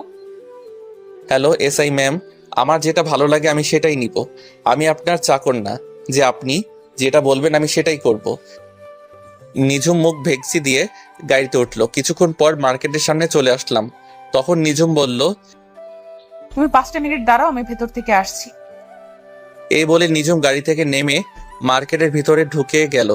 আমি গাড়ির ভিতরে বসে মোবাইল টিপতে লাগলাম। প্রায় আধা ঘন্টা হয়ে গেল, নিজুমের আসার কোনো নাম গন্ধ নেই। 5 মিনিটের কথা বলে গেছে। আমি গাড়ি থেকে নেমে মার্কেটের ভিতরে গেলাম। অনেকক্ষণ খুঁজলাম, পেলাম না। তাই মার্কেট থেকে বের হয়ে আসতে হঠাৎ একটা জায়গায় চোখ পড়লো। একটু শিওর হবার জন্য সামনে গেলাম। তারপর নিজের চোখে যেটা দেখলাম তার জন্য মোটেও প্রস্তুত ছিলাম না। এটা আমি কি দেখলাম? নিজের চোখকে বিশ্বাস করাতে পারছি না। তাহলে চলুন কি দেখেছি। আমি দেখলাম একটা ছেলে নিজুমকে কিস করছে। নিজুমও ছেলেটার সাথে তাল মিলিয়ে যাচ্ছে। আমি আর 1 সেকেন্ড না দাঁড়িয়ে সোজা গাড়ির কাছে চলে আসলাম। এটা আমি কি দেখলাম? নিজুম এত খারাপ? গতকাল আমাকে ভালোবাসার কথা বলছে, একদিন না যেতে আরেকটা ছেলের সাথে নিজুম। তার মানে নিজুম এত খারাপ? আমি তাকে অনেক ভালো মনে করেছি। আমি মনে করছি কিছুদিন পর নিজুমকে আপন করে নিব, কিন্তু নিজুম যে এমন করবে সেটা কখনো ভাবতে পারিনি। এই সব কিছু ভাবছি আর চোখ দিয়ে পানি পড়তে লাগলো। কিছুক্ষণ পর দেখি নিজুম ওই ছেলেটাকে বিদায় দিয়ে গাড়ির কাছে আসছে। তার আগেই আমি চোখের পানি মুছে ফেলছি। নিজুম আমার সামনে এসে বলল, চলো, আমার কাজ শেষ, তুমি আমাকে থানায় নামিয়ে দিয়ে আসো। আচ্ছা, ওই ছেলেটাকে? আপনাকে দেখলাম ওই ছেলেটার সাথে হেসে হেসে কথা বলতে। ওর নাম আকাশ। আমরা দুজনকে অনেক বেশি ভালোবাসি। ছেলেটা অনেক দিন আমার পেছনে ঘুরেছে, এমনকি আমাকে ভালোবাসার কথা বলেছে। আমি তাকে বারবার ফিরিয়ে দিয়েছি তোমার কারণে। কিন্তু তুমি তো আমাকে ভালোবাসো না, তুমি অন্য মেয়েকে ভালোবাসো। তাই আকাশকে আপন করে নিলাম। একদিন না যেতে আরেকটা ধরে ফেললেন? বাহ, ভালোই। ঠিক আছে, গাড়িতে ওঠেন, আপনাকে থানায় নামিয়ে দিয়ে আসি। এই বলে আমি গাড়িতে উঠলাম। নিজুমও গাড়িতে উঠলো। তারপর নিজুমকে নিয়ে থানায় চলে আসলাম। নিজুম গাড়ি থেকে নেমে সোজা থানার ভিতরে চলে গেল। আমি গাড়ি ঘুরিয়ে বাসায় চলে আসলাম। নিজের রুমে এসে বিছানায় শুয়ে শুয়ে অনেক সময় কান্না করছি। তার মানে আমি নিজুমকে হারিয়ে ফেলেছি। আব্বু আম্মু বলেছে নিজুমের মনে কষ্ট না দেওয়ার জন্য, কারণ নিজুম বাবা মা মরা মেয়ে। এই সব কিছু ভাবতে ভাবতে কখন যে ঘুমিয়ে গেছি মনে নাই। হঠাৎ আম্মু এসে ডাকতে শুরু করলো। তখন আমি ঘুম থেকে উঠে বিছানায় বসলাম। আম্মু বলল, কিরে রাসেল, তোর কি শরীর খারাপ নাকি? এই অবেলায় শুয়ে আছিস? না আম্মু, আমি ঠিক আছি। বলো, কেন ঠেকেছো? রায়সার হাত খরচ শেষ হয়ে গেছে, তুই একটু করে রায়সার হাত খরচ দিয়ে আয়। আমি ঠিক আছে বলে বিছানা থেকে উঠে ফ্রেশ হয়ে একটা জামা গায়ে দিয়ে বাসা থেকে বেরিয়ে বাইক নিয়ে সোজা রাইসার হোস্টেলে চলে আসলাম। আসলে রাইসার সামনে এসএসসি পরীক্ষা, তাই রাইসাকে হোস্টেলে দেওয়া হয়েছে। আমি রাইসাকে ফোন দিয়ে নিচে আসতে বললাম। কিছুক্ষণ পর রাইসা নিচে আসলো, আমাকে দেখে জড়িয়ে ধরলো। তখন আমি বললাম, এই রাইসা, ছাড়ো আমাকে। মানুষ দেখলে কি বলবে? মানুষ বলবে বুড়ি বোন ভাইকে জড়িয়ে ধরেছে। মানুষ দিয়ে আমার কি? আমি এখনো তোমার কাছে ছোট ভাইয়া। আমি জানি তো তুই আমার এখনো সেই ছোট্ট বোন। এখন বল, কত টাকা লাগবে? তোমার যত টাকা মন চাই দিয়ে যাও। আর তুমি তো জানো আমি বাহিরের খাবার খাওয়া কমিয়ে দিচ্ছি। ঠিক আছে, এই নে, এখানে 20,000 টাকা আছে, এগুলো রাখ। শেষ হয়ে গেলে ভাইয়াকে একটা ফোন দিস। রাইসা ঠিক আছে বলে ভিতরে চলে গেল। আমি দাঁড়িয়ে না থেকে বাইক নিয়ে বাসায় যাওয়ার সময় হঠাৎ একজনকে দেখে আমার মাথা পুরো গরম হয়ে গেল। সে আর কেউ নয়, আসলাম মেয়রের মেয়ে রিয়া। রিয়া দেখে একজন রিক্সা চালককে মারতে আসছে। আমি বাইক নিয়ে সোজা রিয়ার সামনে গেলাম। বাইকটা দেখে রিয়াকে ঠাস করে একটা থাপ্পড় মেরে দিলাম। রিয়া গালে হাত দিয়ে আমাকে বলল, রাসেল, তুই আমাকে থাপ্পড় মারছিস কেন? তুই রাস্তায় এই বুড়ো মানুষটাকে মারছিস কেন? মারবো না তো কি করবো? উনি আমার কাছ থেকে 50 টাকার ভাড়া 100 টাকা চাইলো কেন? চাচা, আপনি 50 টাকার ভাড়া 100 টাকা কেন চেয়েছেন? উনি মার্কেটে নিয়ে গিয়ে প্রায় 2 ঘন্টা দাঁড় করিয়ে রেখেছে। তাই আমি 50 টাকা বেশি চেয়েছি। এ কারণে মেয়েটা আমাকে মারছে। কিরে, চাচা যেটা বলছে সেটা কি সত্যি? ঠিক বলেছে, তাই বলে 50 টাকা বেশি চাইবে কেন? আমার ইচ্ছে করছে তোকে আরো কয়েকটা থাপ্পড় মারি। গরিব কি মানুষ মনে হয় না? তোর বাবার বয়সে একজন মানুষের গায়ে হাত তুলতে তোর হাতটা কাঁপলো না? না, আমার হাত কাঁপে না। এসব গরিব নোংরা মানুষদের আমি দেখতেই পারি না। দেখতে যখন পারিস না, তাহলে নোংরা মানুষের রিকশায় উঠছিস কেন? আমার গাড়িটা হঠাৎ রাস্তায় নষ্ট হয়ে যায়, তাই কোনো গাড়ি না পেয়ে ওনার রিক্সায় উঠি। তুই এখনই আমার সামনে থেকে যা, তা না হলে রাস্তায় সবার সামনে আরো কয়টা থাপ্পড় মারবো। তোর বাপ মেয়ের দেখে মানুষকে মানুষ মনে করিস না। ঠিক আছে, আমি যাচ্ছি, তবে তোর এই থাপ্পড়ের প্রতিশোধ আমি কিন্তু নিবই। আরে যা যা, পারলে আমার বালটা সোজা করে দেখাইস। তোর মতো মেয়েকে সোজা করতে আমি রাসেল একাই যথেষ্ট। রিয়া আর কিছু না বলে চলে গেল। তখন আমি চাচাকে কিছু টাকা দিয়ে বাসায় পাঠিয়ে দিলাম। রাস্তার সব মানুষ এতক্ষণ দাঁড়িয়ে দাঁড়িয়ে আমার কাহিনী দেখেছে। হয়তো তারা ভাবছে আমার মতো ছেলের এত সাহস কোথা থেকে আসলো। এলাকার মেয়রের মেয়ের গায়ে হাত তুলছি। তো যাই হোক, আমি বাইক নিয়ে সোজা বাসায় চলে আসলাম। বাসায় এসে নিজের রুমে চলে গেলাম। তারপর ফ্রেশ হয়ে খাবার খেয়ে রুমে চলে আসলাম। দেখতে দেখতে সপ্তাহখানিক চলে গেল। নিজুমের সাথে এখন আগের মতো কথা বলি না, আর নিজুমও আমার সাথে তেমন কথা বলে না, কারণ নিজুম তার আকাশকে নিয়ে সব সময় বিজি থাকে। আমি নিজেকে অনেক কন্ট্রোল করে রাখছি।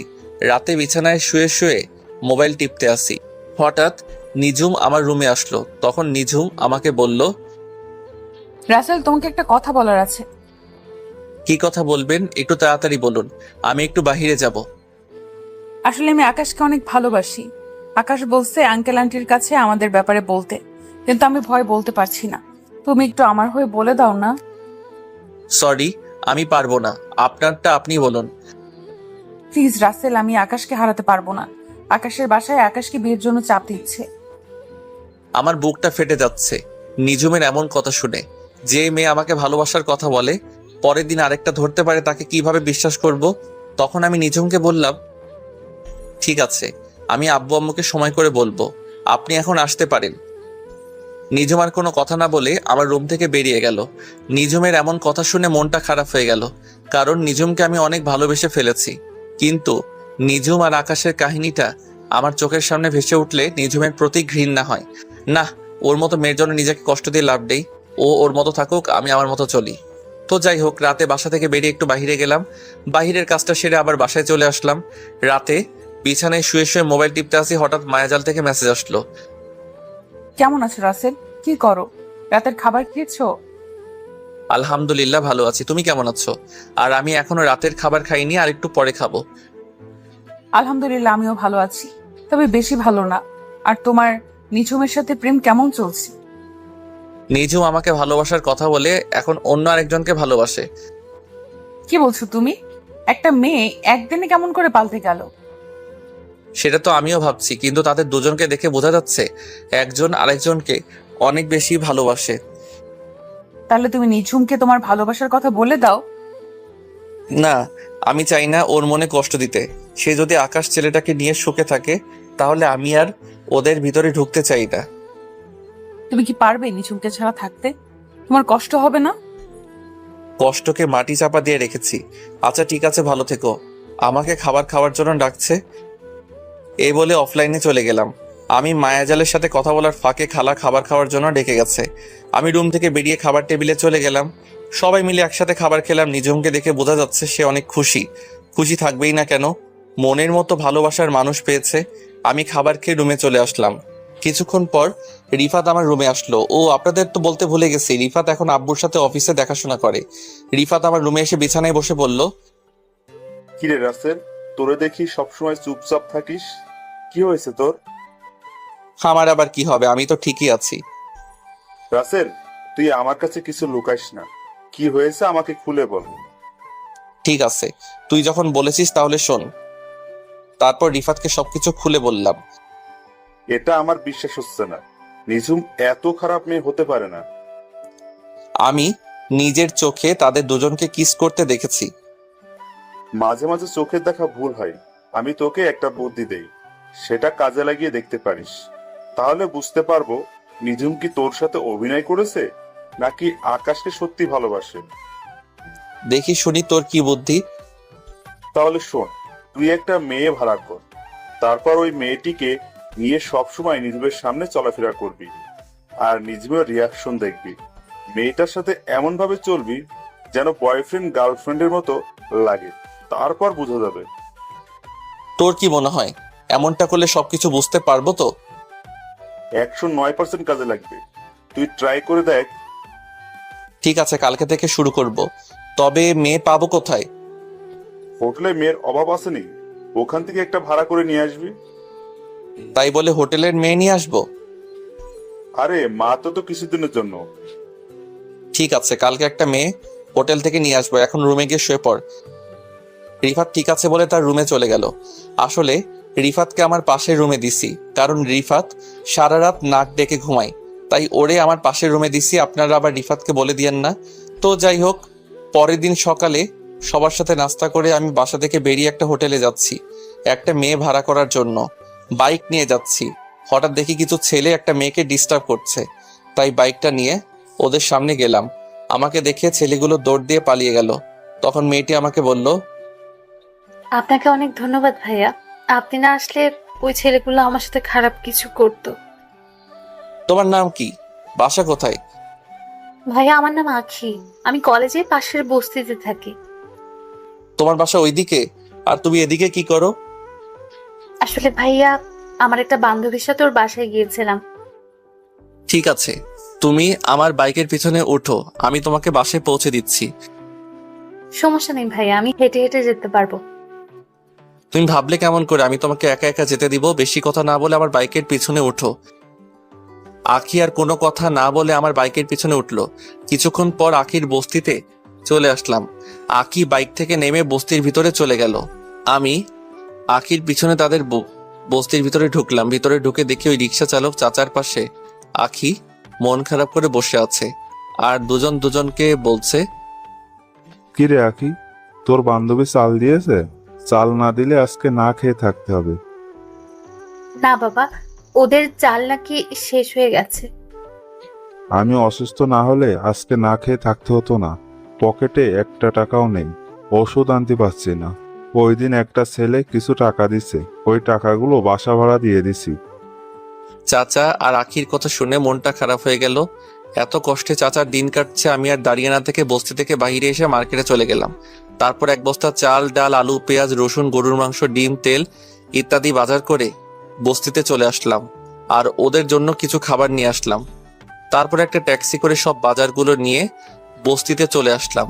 ট্যাক্সি ড্রাইভার আর আমি বাজারগুলো তাদের বাসায় নিয়ে গেলাম। তখন আখি বলল, আরে ভাইয়া আপনি এখানে? আর এই বাজার কার জন্য এনেছেন? এইসব বাজার তোমাদের জন্য। আমি তোমার পিছনে এসে সবকিছু শুনেছি, আর এখানে তোমার জন্য কিছু জামা নিয়ে এসেছি, আর তোমার আব্বুর জন্য ওষুধ আর এই পাঞ্জাবি আর লুঙ্গি নিয়ে আসলাম। বাবা, তোমার এই ঋণ কখনো শোধ করতে পারবো না। আপনি আমাদের জন্য এত কিছু করছেন কেন? ওই যে তুমি আমাকে ভাইয়া বলে ডাকছো, তাই তোমার ভাইয়া তোমাদের জন্য বাজার করে এনেছি। আর আখি, তুমি কি পড়াশোনা করো? এসএসসি পরীক্ষা দেইনি, কারণ আব্বু পরীক্ষার টাকা ম্যানেজ করতে পারে নাই। ঠিক আছে, আজকে থেকে এই তোমাদের সব দায়িত্ব আমার উপর। তোমাকে আবার ভর্তি করে দিব, ভাইয়া তোমার সবকিছু ঠিক করে দিব। আখি আমাকে জড়িয়ে ধরে কান্না করে দিল। তখন আমি বললাম, এই পাগলি, কান্না করছিস কেন? সুখের খবর শুনে কেউ কি কান্না করে নাকি? তারপর আখিকে নিয়ে তার স্কুলে আবার ভর্তি করিয়ে দিলাম, আর স্যারকে বলেছি এবারে পরীক্ষা আমার বোন দিবে, আপনি সবকিছু ব্যবস্থা করুন, যত টাকা লাগে আমি দিব। স্যার বলেছে ঠিক আছে। তারপর আখিকে বস্তিতে রেখে আমি বাসায় চলে আসলাম। বাইক পার্কিং করে সামনে যাকে দেখলাম তাকে দেখে তো আমি পুরো অবাক হয়ে গেলাম। সামনে যাকে দেখলাম সে আর কেউ নয়, আকাশ। কিন্তু আকাশ আমাদের বাসায় কেন? আমাকে দেখে আকাশ বলল, আপনি রাসেল চৌধুরী, তাই না? জি, আমি রাসেল চৌধুরী। আপনি আমাকে চিনেন? চিনি, নিজুম আমাকে আপনার কথা বলেছে। আমি আর নিজুম দুজন দুজনকে অনেক বেশি ভালোবাসি। খুব ভালো। তা আমাদের বাসায় কি মনে করে আসলেন? আসলে নিজুম আজকে থানায় যায়নি, তাই ওর খোঁজ খবর নিতে এসেছে। ও, তা কেন যায়নি থানায়? নিজের শরীরটা খারাপ লাগছে, তাই আজকে থানায় যায়নি। ও, তা আপনাদের ব্যবসা বাণিজ্য কেমন চলছে? আলহামদুলিল্লাহ, আপনার দোয়ায় ভালোই আছি। আচ্ছা ঠিক আছে, ভালো থাকবেন। আর একটু অফিসে যেতে হবে। আমি ঠিক আছে বলে দরজার সামনে দাঁড়িয়ে কলিং বেল চাপ দিলাম। কিছুক্ষণ পর খালা এসে দরজা খুলে দিল। বাসার ভিতরে ঢুকে নিজের রুমে চলে আসলাম। রুমে এসে বিছানায় শুয়ে মোবাইল টিপতে লাগলাম। কিছুক্ষণ পর দেখি নিঝুম আমার রুমে আসলো। নিঝুম আমার রুমে এসে বলল, সারাদিন কোথায় ছিলে? আকাশ আমাকে দেখতে বাসায় এসেছে, তোমার সাথে পরিচয় করে দিতে পারলাম না। পরিচয় করিয়ে দেওয়ার দরকার নেই, আমার সাথে দেখা হয়েছে এবং পরিচয় হয়েছে। তো আকাশের সাথে কথা বলে কেমন লাগলো? মানে আকাশ ছেলেটা তোমার কাছে কেমন লেগেছে? ভালোই। তা এখন বলুন, আমার রুমে কেন এসেছেন? আর আপনি আজকে থানায় যাননি কেন? কি হয়েছে আপনার? আসলে শরীরটা কেমন যেন খারাপ লাগছে। আমি কানাডা থেকে আসার পর কয়দিন আপনি থানায় গেছেন? আর না গেলে সমস্যা কি? আপনি তো আবার বিনা যোগ্যতায় এসআই হয়েছেন। তুমি আমাকে এইভাবে বলতে পারলে? আমি কিন্তু তোমার কথায় রাগ করেছি। আপনি আমার সাথে রাগ করলে আমার কি যেটা সত্যি সেটাই বললাম। তোমার সাথে কথা বলাই আমার ভুল হয়েছে। আমি গেলাম আমার রুমে। আপনাকে তো আমি ডাকি নাই, আপনি নিজে এসেছেন আমার রুমে। আমার কথা শুনে নিঝুম মুখ বাঁকিয়ে রুম থেকে বেরিয়ে গেল। আমি কিছুক্ষণ মোবাইল টিপে ওয়াশরুমে ঢুকে ফ্রেশ হয়ে খাওয়া দাওয়া করে নিজের রুমে এসে একটা ঘুম দিলাম। দেখতে দেখতে আরো সপ্তাহখানিক চলে গেল। রিফাতকে আব্বু একটা বাসা দিয়েছে। রিফাত তার আব্বু আম্মুকে নিয়ে নতুন বাসায় থাকে। আর নিঝুম ওই দিনের পর থেকে আমার সাথে তেমন কথা বলে না। আমিও নিঝুমের সাথে তেমন কথা বলি না। একদিন সকালে নাস্তা করে বাসার বাইরে আসলাম। নিঝুম আজকে সকাল সকাল থানায় চলে গিয়েছে। আমি বাইক নিয়ে আখির সাথে দেখা করতে যাচ্ছি। হঠাৎ একটা পার্কে আমার চোখ গেল। দেখি নিঝুমের মতো একটা মেয়ে পুলিশের জামা পরে বসে আছে একটা ছেলের সাথে। আমি বাইকটা নিয়ে তাদের একটু কাছাকাছি গেলাম। আমি ঠিকই ধরেছি, নিঝুম আর আকাশ একসাথে বসে গল্প করছে। তার মানে আজকে সকাল সকাল বাসা বেরিয়ে আকাশের সাথে দেখা করতে এসেছে। আমি আর কিছু না ভেবে আখির বাসায় চলে গেলাম। ও আপনাদের তো বলতে ভুলে গেছে, আখি আর আখির বাবাকে একটা নতুন বাসায় নিয়ে এসেছি। তো যাই হোক, আখির রুমের সামনে এসে কলিং বেল চাপ দিলাম। আখি এসে দরজা খুলে দিল। আমাকে দেখে আখি বলল, আসসালামু আলাইকুম ভাইয়া, কেমন আছো? বাইরে দাঁড়িয়ে আছো কেন? ভেতরে আসো। ওয়ালাইকুম আসসালাম। আলহামদুলিল্লাহ, আমি ভালো আছি। আর আমি এখন ভিতরে যাব না, তোমাকে ওই দিন যে নতুন জামা কিনে দিয়েছি ওইগুলো পরে বাহিরে আসো। ভাইয়া তোমাকে নিয়ে এক জায়গায় যাব। আখি ঠিক আছে বলে রুমের ভিতরে চলে গেল। কিছুক্ষণ পর আখি বেরিয়ে আসলো। আখিকে একটা নীল রঙের জামা কিনে দিয়েছিলাম। নীল জামায় আখিকে অনেক সুন্দর লাগছে। তারপর আখিকে বাইকে করে নিয়ে পার্কে চলে আসলাম। পার্কে এসে দেখি নিঝুম এখনো আকাশের সাথে বসে বসে গল্প করছে। আমি বাইক পার্কিং করে আখিকে নিয়ে পার্কের ভিতরে গেলাম। নিঝুম আর আকাশের থেকে একটু দূরে বসলাম। আর আখিকে রাস্তায় সবকিছু বুঝিয়ে দিছি কেমন অভিনয় করতে। আখি তার মতো করে অভিনয় করতে লাগলো। হঠাৎ পিছন থেকে নিঝুম আমাকে বলল, রাসেল, তোমার সাথে এই মেয়েটাকে? আর তোমরা দুজন পার্কে বসে কি করছো? আপনি জানেন না একটা ছেলে একটা মেয়ে পাশে বসে কি করে? তার মানে তুমি এই মেয়েটাকে ভালোবাসো? আপনি ঠিকই ধরেছেন। আমরা দুজন দুজনকে অনেক বেশি ভালোবাসি। আর আখিও আমাকে অনেক বেশি ভালোবাসে। ও, তার মানে তুমি আমাকে যে মেয়ের কথা বলেছো এই সেই মেয়ে? হ্যাঁ, আখি আমাকে অনেক আগে থেকেই ভালোবাসে, কিন্তু আমি তাকে সবসময় ফিরিয়ে দিয়েছি। কিন্তু পরে বুঝলাম মেয়েটা আমাকে সত্যি অনেক ভালোবাসে। ও আচ্ছা, ঠিক আছে, তোমরা সুখে থেকো, এই দোয়া করি। এই বলে নিঝুম চোখ মুখ কালো করে পার্ক থেকে বেরিয়ে গেল। নিঝুম মন খারাপ করলো কেন?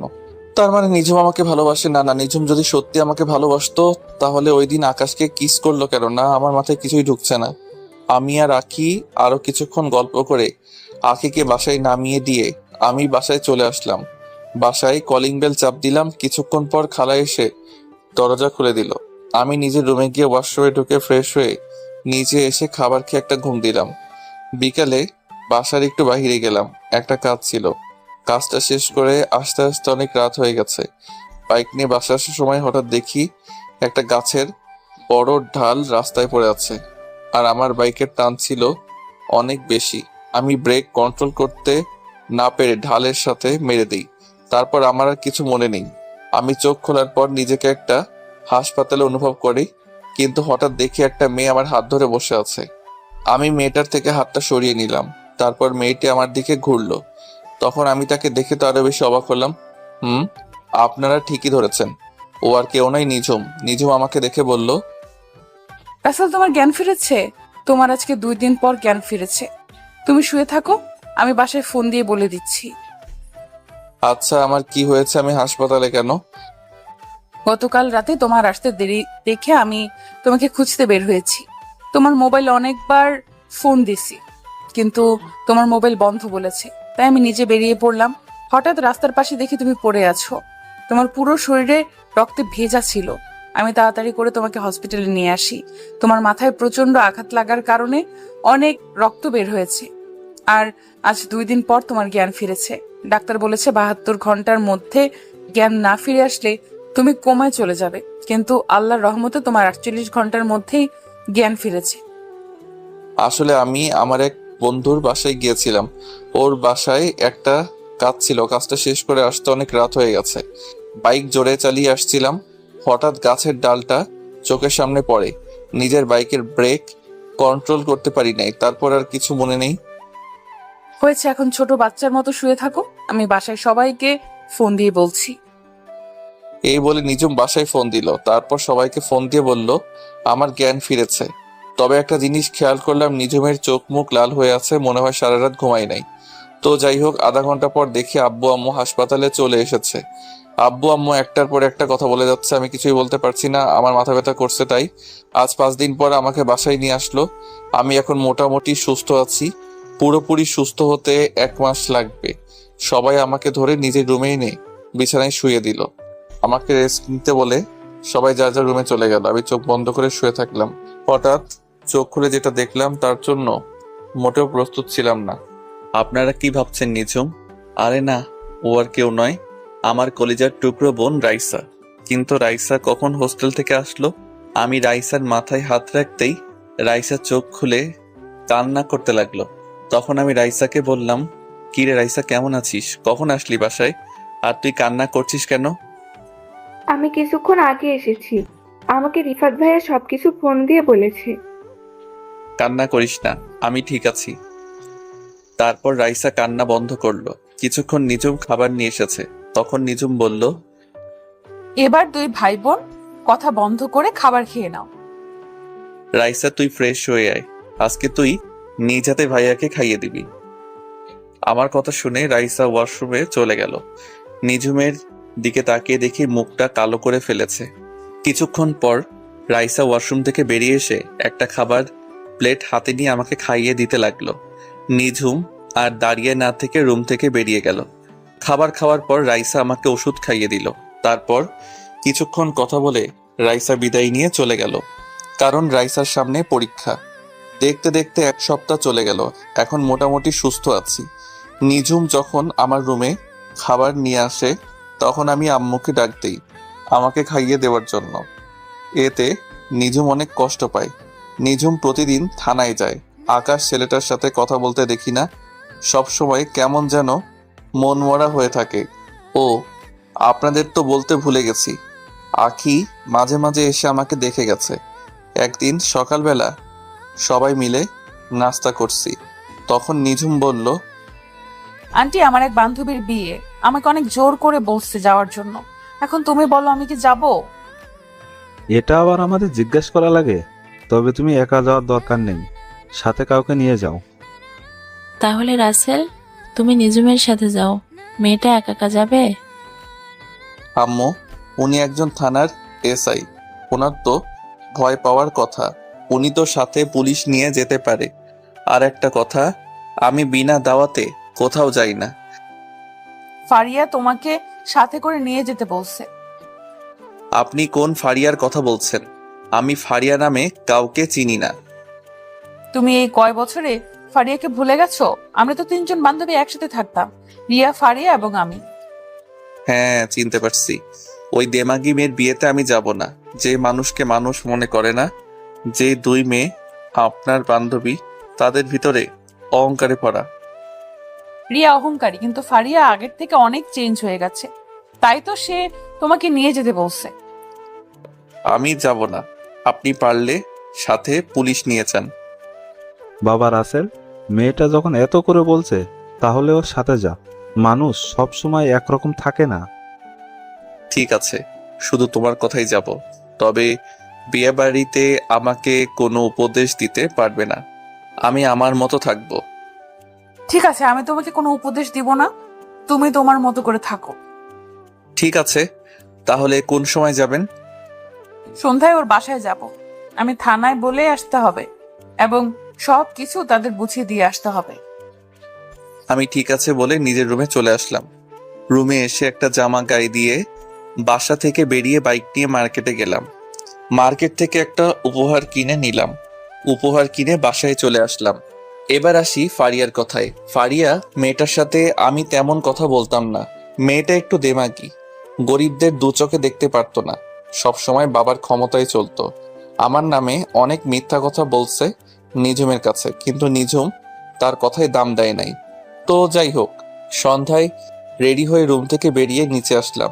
কিছুক্ষণ পর নিঝুম সিঁড়ি দিয়ে নিচে নেমে আসলো, কিন্তু নিঝুমকে দেখে আমি তো পুরো অবাক হয়ে গেলাম, কারণ নিঝুম বোরখা পরেছে। নিঝুম নিচে এসে আমাকে বলল, এভাবে তাকিয়ে আছো কেন? না মানে আপনি হঠাৎ বোরখা পরলেন যে? কেউ কারো বিয়েতে গেল তো অনেক সাজুগুজু করে, আপনি তো কিছুই করলেন না। আমার সাজুগুজু করতে ভালো লাগে না, তাই বোরকা পরে আসলাম। এটা কবে থেকে? আমি তো আজকে প্রথম আপনাকে বোরখা পরতে দেখলাম। আমি আজকে থেকে সব সময় বোরকা পরে বের হব। তাহলে কি ডিউটির সময় বোরখা পরে থাকবেন নাকি? ও ডিউটির সময় সব সময় যতটুকু সম্ভব মেনটেন করে চলবো। ঠিক আছে, এখন বের হন। এই বলে আমি বাসা থেকে বেরিয়ে আসলাম। আব্বু আগেই বলে দিয়েছে গাড়ি নিয়ে যেতে, তাই আব্বুর নতুন গাড়িটা বের করলাম। নিঝুম বাসা থেকে বেরিয়ে গাড়িতে উঠলো। আমি গাড়ি চালাতে লাগলাম। তখন আমি নিঝুমকে বললাম, আচ্ছা, কিছুদিন ধরে লক্ষ্য করলাম আকাশ ছেলেটার সাথে আপনি কথা বলেন না, সব সময় কেমন যেন মন মরা হয়ে থাকেন। আপনি চাইলে তো আকাশকে সাথে করে নিয়ে যেতে পারতেন। আকাশের সাথে আমার ব্রেকআপ হয়ে গেছে। আকাশ ছেলেটার চলাচল আমার কাছে ভালো লাগে না। হঠাৎ কি এমন হলো যে আকাশ ছেলেটাকে আপনার ভালো লাগে না? আপনি তো তাকে অনেক বেশি ভালোবাসেন। সেটা অনেক কাহিনী, তোমাকে পরে এক সময় বলবো। তা আখির সাথে তোমার প্রেম কেমন চলছে? সেটা চলছে ভালোই। মেয়েটা সত্যি অনেক ভালো, আমার খোঁজ খবর নেয় সব সময়। ওর মতো মেয়েই হয় না। নিজুম আর কোনো কথা বলল না, চুপ করে বসে আছে। আমিও আমার মতো করে গাড়ি চালাতে লাগলাম। কিছুক্ষণ পর ফারিয়াদের বাসায় চলে আসলাম। বাড়িটা অনেক সুন্দর করে সাজিয়েছে। নিঝুম গাড়ি থেকে নেমে দাঁড়ালো। আমি গাড়ি পার্কিং করে নিঝুমের সাথে ভিতরে গেলাম। হঠাৎ কোথা থেকে ফারিয়া দৌড়ে এসে নিঝুমকে জড়িয়ে ধরলো। তারপর বলতে লাগলো, কি রে, কেমন আছিস? তোর আসতে এত দেরি হলো কেন? এসআই বান্ধবী তাহলে বুঝি আসলো আমার বাসায়? তুই এত করে বলছিস, না এসে বুঝি পারি? বল কেমন আছিস? আমি তোকে অনেক বেশি ভালো আছি। আর রাসেল, তুমি কেমন আছো? এখনো কি আমার উপর রাগ করে আছো? আমি ভালো আছি। রাগ করে কি হবে? আপনি তো আগের থেকে অনেক চেঞ্জ হয়ে গেছেন। আপনার জন্য আমার তরফ থেকে ছোট্ট উপহার। ধন্যবাদ। তো এখানে দাঁড়িয়ে থাকবি? চল ভেতরে চল, আব্বু আমার সাথে দেখা করবি। সেটা তো করবো, কিন্তু তুই হলুদের শাড়ি পরে এখানে আসলি কেন? তোকে দূর থেকে দেখে বসে থাকতে পারি নাই, উঠে চলে আসলাম। হয়েছে, এখন চল তোর আব্বু আম্মুর সাথে দেখা করে আসি। রাসেল, তুমি কি যাবে আমাদের সাথে? না, তোমরা যাও, আমি একটু চারপাশ ঘুরে দেখি। নিঝুম ঠিক আছে বলে ফারিয়ার সাথে ভিতরে চলে গেল। আমি ফারিয়াদের বাসার চারপাশ ঘুরে দেখতে লাগলাম। কিছুক্ষণ পর হঠাৎ মোবাইলে একটা মেসেজ আসলো। মোবাইল হাতে নিয়ে দেখি মায়াজাল আইডি থেকে মেসেজ আসলো। নীল রঙের পাঞ্জাবিতে তোমাকে অনেক সুন্দর লাগছে। বিয়ে বাড়িতে মেয়েরা দেখলে পাগল হয়ে যাবে। তুমি জানলে কেমন করে? আমি যে নীল পাঞ্জাবি পরেছি আর আমি বিয়ে বাড়িতে এসেছি? কারণ তুমি যার বিয়েতে এসেছো সে আমার বান্ধবী। তার মানে তুমি এই বিয়ে বাড়িতে আছো? তাহলে সামনে আসো, তোমাকে সামনাসামনি দেখি। সময় হলে একদিন ঠিকই তোমার সামনে যাব। আর হ্যাঁ, তোমার সামনে থাকলে কানের নিচে একটা ফোঁটা দিয়ে দিতাম, যেন কোনো মেয়ের নজর না দেয়। তাই নাকি? তা সেই সময়টা কোন সময় আসবে? অপেক্ষা করো, খুব তাড়াতাড়ি তোমার সামনে আসবো। ভালো থেকো, পরে কথা হবে। এই বলে মায়াজাল অফলাইনে চলে গেল। আমি একটা চেয়ারে বসে মোবাইল টিপতে লাগলাম। হঠাৎ একটা জায়গায় চোখ পড়লো। দেখি নিজুম একটা ছেলের সাথে হেসে হেসে কথা বলছে। তার গায়ে এখন আর বোরখা নেই। ও আরেকটি কথা, নিজুম গাড়ি থেকে নেমে মুখের নেকআপ সরিয়ে ফেলছে। এমন ভাবে ছেলেটার সাথে কথা বলছে যেন অনেক দিনের চেনা। আমি তাদের দিকে না তাকিয়ে নিজের মতো করে মোবাইল টিপতে লাগলাম। দেখতে দেখতে অনুষ্ঠান শুরু হয়ে গেল। যে যার মতো করে ফারিয়াকে খাইয়ে দিচ্ছে এবং মুখে হলুদ লাগিয়ে দিচ্ছে। কিছুক্ষণ পর নিজুম ওই ছেলেটাকে নিয়ে স্টেজে উঠলো। আমি মনে করছিলাম নিজুম আমাকে নিয়ে উঠবে, কিন্তু আমার ধারণা ভুল প্রমাণিত করে ওই ছেলেটাকে নিয়ে উঠলো। দুজনে মিলে অনেক মজা করে ফারিয়াকে খাইয়ে দিল। হঠাৎ কোথা থেকে একটা মেয়ে আমার সামনে এসে বলল, হাই, আমি আরোহী। তোমাকে অনেকক্ষণ দেখলাম এইভাবে চেয়ারে বসে আসছো, তোমার সাথে কেউ নেই? আছে, ওই যে স্টেজে যে ম্যাডামকে দেখছো ওনার বডিগার্ড হয়ে এসেছি। আর আমি রাসেল। তুমি দেখতে অনেক সুন্দর, একটা কথা বলি, রাখবে? ঠিক আছে, রাখার মতো হলে অবশ্যই রাখবো। আমার সাথে কেউ নেই, আমার সাথে স্টেজে উঠবে, প্লিজ মানা করো না। আমি ঠিক আছে বলে আরোহীর সাথে স্টেজে উঠলাম। নিজুমের চোখ মুখ লাল হয়ে আছে। আমি নিজুমের থেকে চোখ সরিয়ে ফারিয়ার পাশে গিয়ে বসলাম। তখন ফারিয়া বলল, কি রে আরোহী, তুই রাসেলকে চিনিস? দুজনে একসাথে আসলি। ওনাকে চিনি না, তবে মাত্র পরিচয় হলো। তার মানে তুমিও রাসেলকে চিনো? চিনবো না কেন? রাসেল আর আমি একসাথে কলেজে পড়ছি। কিন্তু রাসেল বলল ও নাকি তোমার এসআই বান্ধবী। রাসেল তোর সাথে মজা করছে। রাসেল কলেজেও সবার সাথে একটু বেশি দুষ্টুমি করতো। হয়েছে, এবার কথা বলা বন্ধ করে হা করেন, এখনো অনেক লোক বাকি আছে। এই বলে আমি ফারিয়ার হাতে একটু হলুদ লাগিয়ে দিলাম, তারপর মিষ্টি খাইয়ে দিলাম। হঠাৎ মনে পড়ল আরোহীর সাথে একটু দুষ্টুমি করি। আমি এক টুকরো মিষ্টি আরোহীর মুখের উপর ধরলাম। আরোহী হা করার সাথে সাথে আমার মুখে ঢুকিয়ে দিলাম। মেহমান সবাই হাসতে লাগলো, শুধু একজন ছাড়া। সেই মানুষটাকে আপনারা ভালো করে জানেন। সবকিছু শেষ করে আমি স্টেজ থেকে নেমে আসলাম। হঠাৎ নিজুম আমার হাত ধরে ছাদে নিয়ে গেল। তারপর নিজুম এমন কিছু করবে সেটা দেখে আমার মাথা পুরো গরম হয়ে গেল। নিজুম আমাকে ছাদে নিয়ে আমার ঠোঁটের সাথে ঠোঁট লাগিয়ে কিস করতে লাগলো। আমি নিজুমকে জোর করে ছাড়িয়ে ঠাস করে 2টা থাপ্পড় মেরে দিলাম। তারপর আমি বলতে লাগলাম, তোর সাহস কি করে হয় আমাকে কিস করার? রাসেল, আমি তোমাকে ভালোবাসি। আমি তোমাকে অন্য মেয়ের সাথে সহ্য করতে পারি না। তোর মতো মেয়ের মুখে ভালোবাসা মানায় না। তুই একটা খারাপ মেয়ে। তোর একটা দিয়ে হয় না, তোর 4-5টা লাগে। তুমি আমাকে এমন কথা বলতে পারলে? আমি কোন দিক দিয়ে তোমার কাছে খারাপ? সেটা তুই ভালো করে জানিস। তোকে নতুন করে বলতে পারবো না, তুই চিন্তা করে দেখ। না, আজকে তোমাকে বলতে হবে। আমার জানা মতে আমি কোনো খারাপ কাজ করি নাই। তাই নাকি? আকাশের সাথে কিস করা, আকাশের সাথে প্রতিদিন মোবাইলে যে রোমান্টিক কথাগুলো বলছিস, যেটা মুখ দিয়ে প্রকাশ করার মতো না, এখন আকাশকে ছেড়ে দিয়ে নতুন আরেকটা ধরছিস, তারপরেও বলবি তুই ভালো মেয়ে? তারপরেও বলবো আমি ভালো মেয়ে। এতদিন যা কিছু হয়েছে সবকিছু অভিনয়। আর কত কথা লুকাবি? আর তোর মতো মেয়েকে আমি ভালোবাসতে পারবো না। আমি আকিকে ভালোবাসি। না, তুমি আমাকে ছাড়া অন্য কাউকে ভালোবাসতে পারবে না। তুমি শুধু আমার। আজকে তোমাকে সবকিছু খুলে বলবো। আমাকে সবকিছু খুলে বলবি মানে? যা বলবি সোজাসুজি করে বল। আকাশ হলো আমার থানার একজন পুলিশ। আকাশকে আমি বলি তোমার সামনে কিছুদিন অভিনয় করার জন্য। আমি দেখতে চেয়েছি আমাকে অন্য কারোর সাথে দেখলে তুমি কেমন রিয়াক্ট করো। তার থেকে আরো একটা কথা শুনলে তুমি বেশি অবাক হয়ে যাবে। কি কথা যেটা শুনলে আমি অবাক হয়ে যাব? তুমি এত বছর যে মায়াজাল আইডির মানুষটার সাথে কথা বলে আসছো, ওই মানুষটা আমি। কি? তার মানে ওই আইডির মেয়েটা তুই, সবকিছু বুঝলাম। তাহলে তুই আকাশকে ওই দিন কিস করলি কেন? আরে পাগল, ওই দিন তোমাকে দেখানোর জন্য আমি আর আকাশ এভাবে দাঁড়িয়েছি, যেন তুমি বুঝতে পারো আমি আকাশকে কিস করছি। তার মানে এতদিন আমাকে বোকা বানিয়ে আসছো?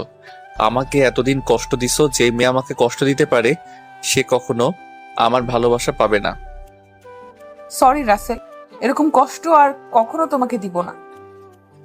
কিন্তু আমি তো আকিকে ভালোবাসি, তাই তোমাকে ভালোবাসা আমার পক্ষে সম্ভব নয়। তাই না? আখির সাথে তোমার কেমন পরিচয় সেটা আমি জেনে গেছি। আখি আমাকে সব কিছু গতকাল বলেছে। আমাকে একটু শক্ত করে জড়িয়ে ধরবে? তোমাকে জড়িয়ে ধরে আবার কিস করতে মন চাইছে। তো করো, আমি তোমাকে মানা করছি? বলতে দেরি, আমি নিঝুমকে জড়িয়ে ধরে কিস করতে লাগলাম। কিছুক্ষণ পর ছেড়ে দিলাম। দুজনে হাঁপাতে লাগলাম। তারপর দুজনে নিচে চলে আসলাম। আমাকে একটা থাকার রুম দেওয়া হয়েছে, যেটা ফারিয়ার পাশের রুম। নিঝুম ফারিয়ার সাথে ঘুমিয়েছে। সকালবেলা বুকটা কেমন যেন ভারী লাগছে। চোখ খুলে দেখি নিঝুম আমাকে জড়িয়ে ধরে শুয়ে আছে। ঘুমন্ত অবস্থায় নিঝুমকে অনেক সুন্দর লাগছে। আমি নিঝুমের কপালে একটা চুমু দিলাম।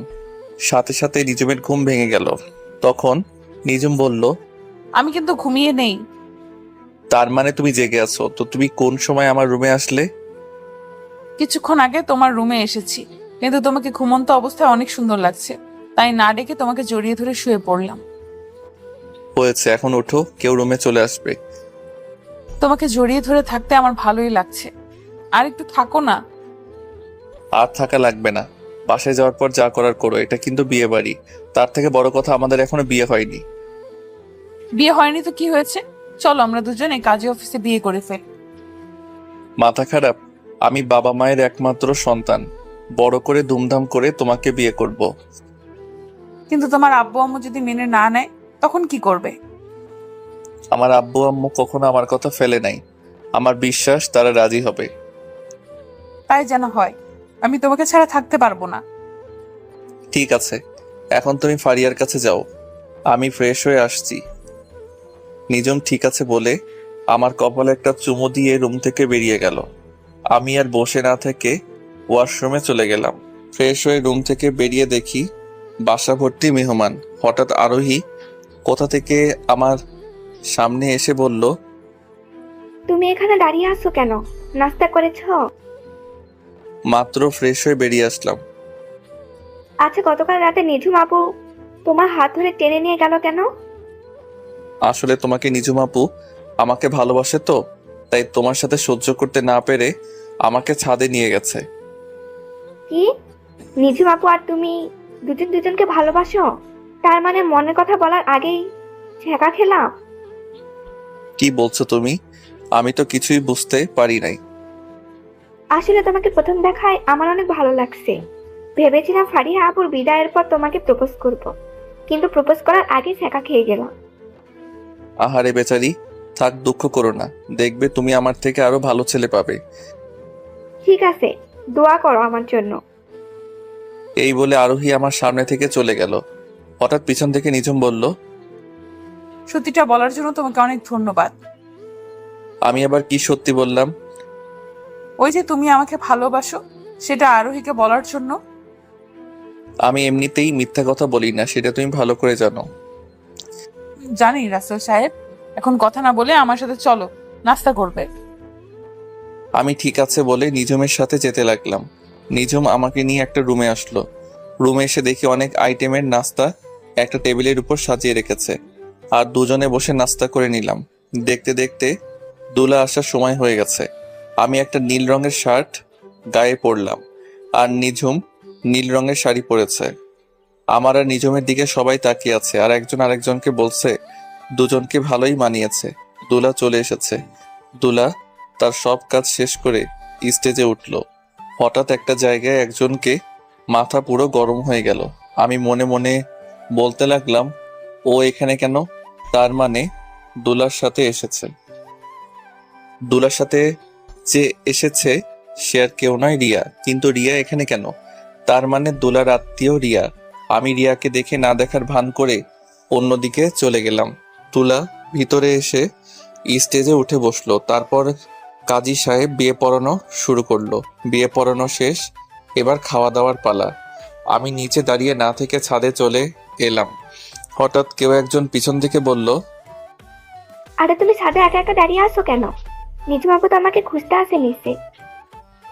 বাড়ি ভর্তি মেহমান, নিচে ভালো লাগছে না তাই ছাদে আসলাম। ও চলো, খাবার খাবে না? তুমি যাও, আমি একটু পরে আসতেছি। আরোহী ঠিক আছে বলে নিচে নেমে গেল। আমি কিছুক্ষণ পর ছাদ থেকে নিচে নেমে আসলাম। হঠাৎ নিঝুম আমার সামনে এসে বলল, তুমি এতক্ষণ কোথায় ছিলে? সে কখন থেকে তোমাকে খুঁজছি আমি। আসলে দুলার সাথে রিয়াকে দেখে মাথাটা গরম হয়ে গেছে, তাই ছাদে চলে গেলাম। ও এই ব্যাপার। আমার সাথে কথা বলতে এসেছি রিয়া, কিন্তু আমি তার সাথে কোনো কথা বলি নাই। ফারিয়া তো রিয়াকে দেখে এমনিতেই রেগে গেছে। আর রিয়া হচ্ছে দুলার মামাতো বোন। থাক ওসব কথা, তুমি খাবার খেয়েছো? তোমাকে রেখে আমি একা কিভাবে খাবো বলো? চলো দুজনে একসাথে খাবো। আমি ঠিক আছে বলে নিঝুম আর আমি দুইটা চেয়ার টেনে বসলাম। তারপর দুজনে একসাথে খাবার খেলাম। রিয়া নাকি খাবার খেয়ে চলে গেছে। আস্তে আস্তে সবকিছু শেষ, এখন বিদায়ের পালা। ফারিয়া সবাইকে ধরে অনেক কান্নাকাটি করছে। ফারিয়াকে বিদায় দিয়ে আমি আর নিঝুম বাসায় চলে আসলাম। দেখতে দেখতে 1 মাস চলে গেল। আমি এখন আব্বুর অফিস দেখাশোনা করি, আমাকে কাজে রিফাত হেল্প করে। আব্বু এখন বাসায় থাকে, নিঝুম এখন নিয়মিত থানায় যায়। নিঝুম আর আমার ভালোবাসা আগের মতোই আছে। প্রতিদিন সকালে আমার কপালে একটা চুমু দিয়ে ঘুম থেকে উঠাই। দুজনে একসাথে বাসা থেকে বেরিয়ে আসি। নিঝুমকে থানায় নামিয়ে দিয়ে আমি অফিসে আসি। আজকে অফিসে তেমন কাজ নেই, তাই নিঝুমকে একটা ফোন দিলাম। 2-3 বার রিং হওয়ার পর ধরলো। তখন আমি বললাম, ওই তুমি আমার ফোন ধরতে এত দেরি করলে কেন? কোথায় তুমি এখন? সরি, আমি একটা আসামি নিয়ে ব্যস্ত ছিলাম। আসামিটা একটা মেয়েকে ধর্ষণ করে মেরে ফেলছে, তাই ওইটাকে ধরে থানায় দিয়ে আসলাম। ও, তা তুমি কি এখন ফ্রি আছো? এখন ফ্রি আছি, বলো কি বলবে? অফিসে তেমন কাজ নেই, তাই ভাবছিলাম দুজনে আজকে বাহিরে লাঞ্চ করব। ঠিক আছে, তুমি থানায় এসে আমাকে নিয়ে যাও। আমি ঠিক আছে বলে রিফাতের কেবিনে গিয়ে তাকে বলে অফিস থেকে বেরিয়ে গাড়ি নিয়ে সোজা নিঝুমের থানার সামনে চলে আসলাম। গাড়ি পার্কিং করে থানার ভিতরে চলে গেলাম। থানার ভিতরে ঢোকার সাথে সবাই আমাকে সালাম দিতে লাগলো। আসলে সবাই আমাকে চিনে, সেজন্য। আমি থানার ভিতরে ঢুকে নিঝুমের কেবিনের সামনে গিয়ে বললাম, আমি কি ভিতরে আসতে পারি? SI ma'am. Sorry, SI ma'am এখন বিজি আছে, অনুগ্রহ করে কিছুক্ষণ অপেক্ষা করুন। আমাকে দেখে নিঝুম হাসতে হাসতে কথাগুলো বলল। তখন আমি ভিতরে ঢুকে বললাম, সরি ম্যাম, আমার একটু তাড়া আছে, কাজটা রেখে আমাকে একটু সময় দেন। কিন্তু মিস্টার, থানা তো আপনার কথা মতো চলে না। তাই নাকি? তাহলে তো যা করার আমাকেই করতে হবে। এই বলে আমি নিঝুমের হাতটা ধরে টানতে টানতে থানা থেকে বাহির করে গাড়ির ভেতরে নিয়ে আসলাম। থানার সবাই আমার কাহিনী দেখে হাসতে লাগলো। নিঝুম লজ্জা পেয়ে মাথা নিচু করে ফেললো। তো ম্যাম, আপনি তো আর থানার ভিতরে নেই, এখন আপনি কার কথা মতো চলবেন? এখন আমার এই জানটার কথা মতো চলবে। এবার তাহলে লক্ষ্মী মেয়ের মতো বসে থাকেন। এই বলে আমি গাড়ি নিয়ে একটা রেস্টুরেন্টের সামনে গিয়ে দাঁড়ালাম। গাড়ি থেকে নেমে দুজনে রেস্টুরেন্টের ভিতরে গেলাম। খাবার খেয়ে নিঝুমকে থানায় নামিয়ে দিয়ে আমি অফিসে চলে আসলাম। দেখতে দেখতে আরো 1 মাস চলে গেল। আমি এখন একটা গোডাউনের ভিতরে বসে আছি। কিছুক্ষণ পর আমার লোক রিয়া এবং মেয়র বেঁধে আমার সামনে নিয়ে আসলো। তখন রিয়া আমাকে দেখে বলল, রাসেল তুমি এখানে? আমাকে আর বাবাকে ধরে নিয়ে এসেছো কেন? তুই জানিস না আমার বাবা একজন মেয়র? আমি সব জানি। আমার কয়টা মাস চলে গেছে তোদের ধরতে। অনেক চেষ্টা করেছি ধরার জন্য, দিনরাত অনেক পরিশ্রম করছে, কিন্তু পারি নাই। আজকে সফল হয়েছি। তুই আমাদের এখানে ধরিয়ে এনেছিস কেন? তুই জানিস আমার একটা ফোনে তোকে দুনিয়া থেকে বিদায় করে দিতে পারি। সেটা আপনি কখনো পারবেন না। আর আপনি হয়তো এটা জানেন না, আপনি মেয়ের হয়ে যা সম্পদ আছে তার থেকে 3 ডাবল সম্পদ আমাদের আছে, কিন্তু তা নিয়ে আমরা কখনো অহংকার করি না। তাহলে আমাদের এখানে ধরিয়ে এনেছিস কেন? কারণ আপনি এবং আপনার মেয়ে অনেক বড় অপরাধ করছেন, সেটার প্রতিশোধ নিতে আপনাদের এখানে ধরে আনা হয়েছে। প্রতিশোধ নিতে মানে? আমরা তোর সাথে কি করেছি? আমার সাথে করিস নাই, তুই এবং তোর বাপ মিলে রিফাত এবং রিফাতের আব্বুর সাথে কি করছিস একটু ভেবে দেখ তো। যা করেছি রিফাতের সাথে করেছি, তোর সাথে তো কিছু করিনি। তুই আমাদের ধরে এনেছিস কেন? রিফাতের সাথে করা মানে আমার সাথে করা এক কথা, কারণ রিফাত আমার কলিজার টুকরা বন্ধু। তোরা বাপ মেয়ে মিলে ওদের যে অবস্থা করছিস সেটা এখন আমি তোদের সাথে করব।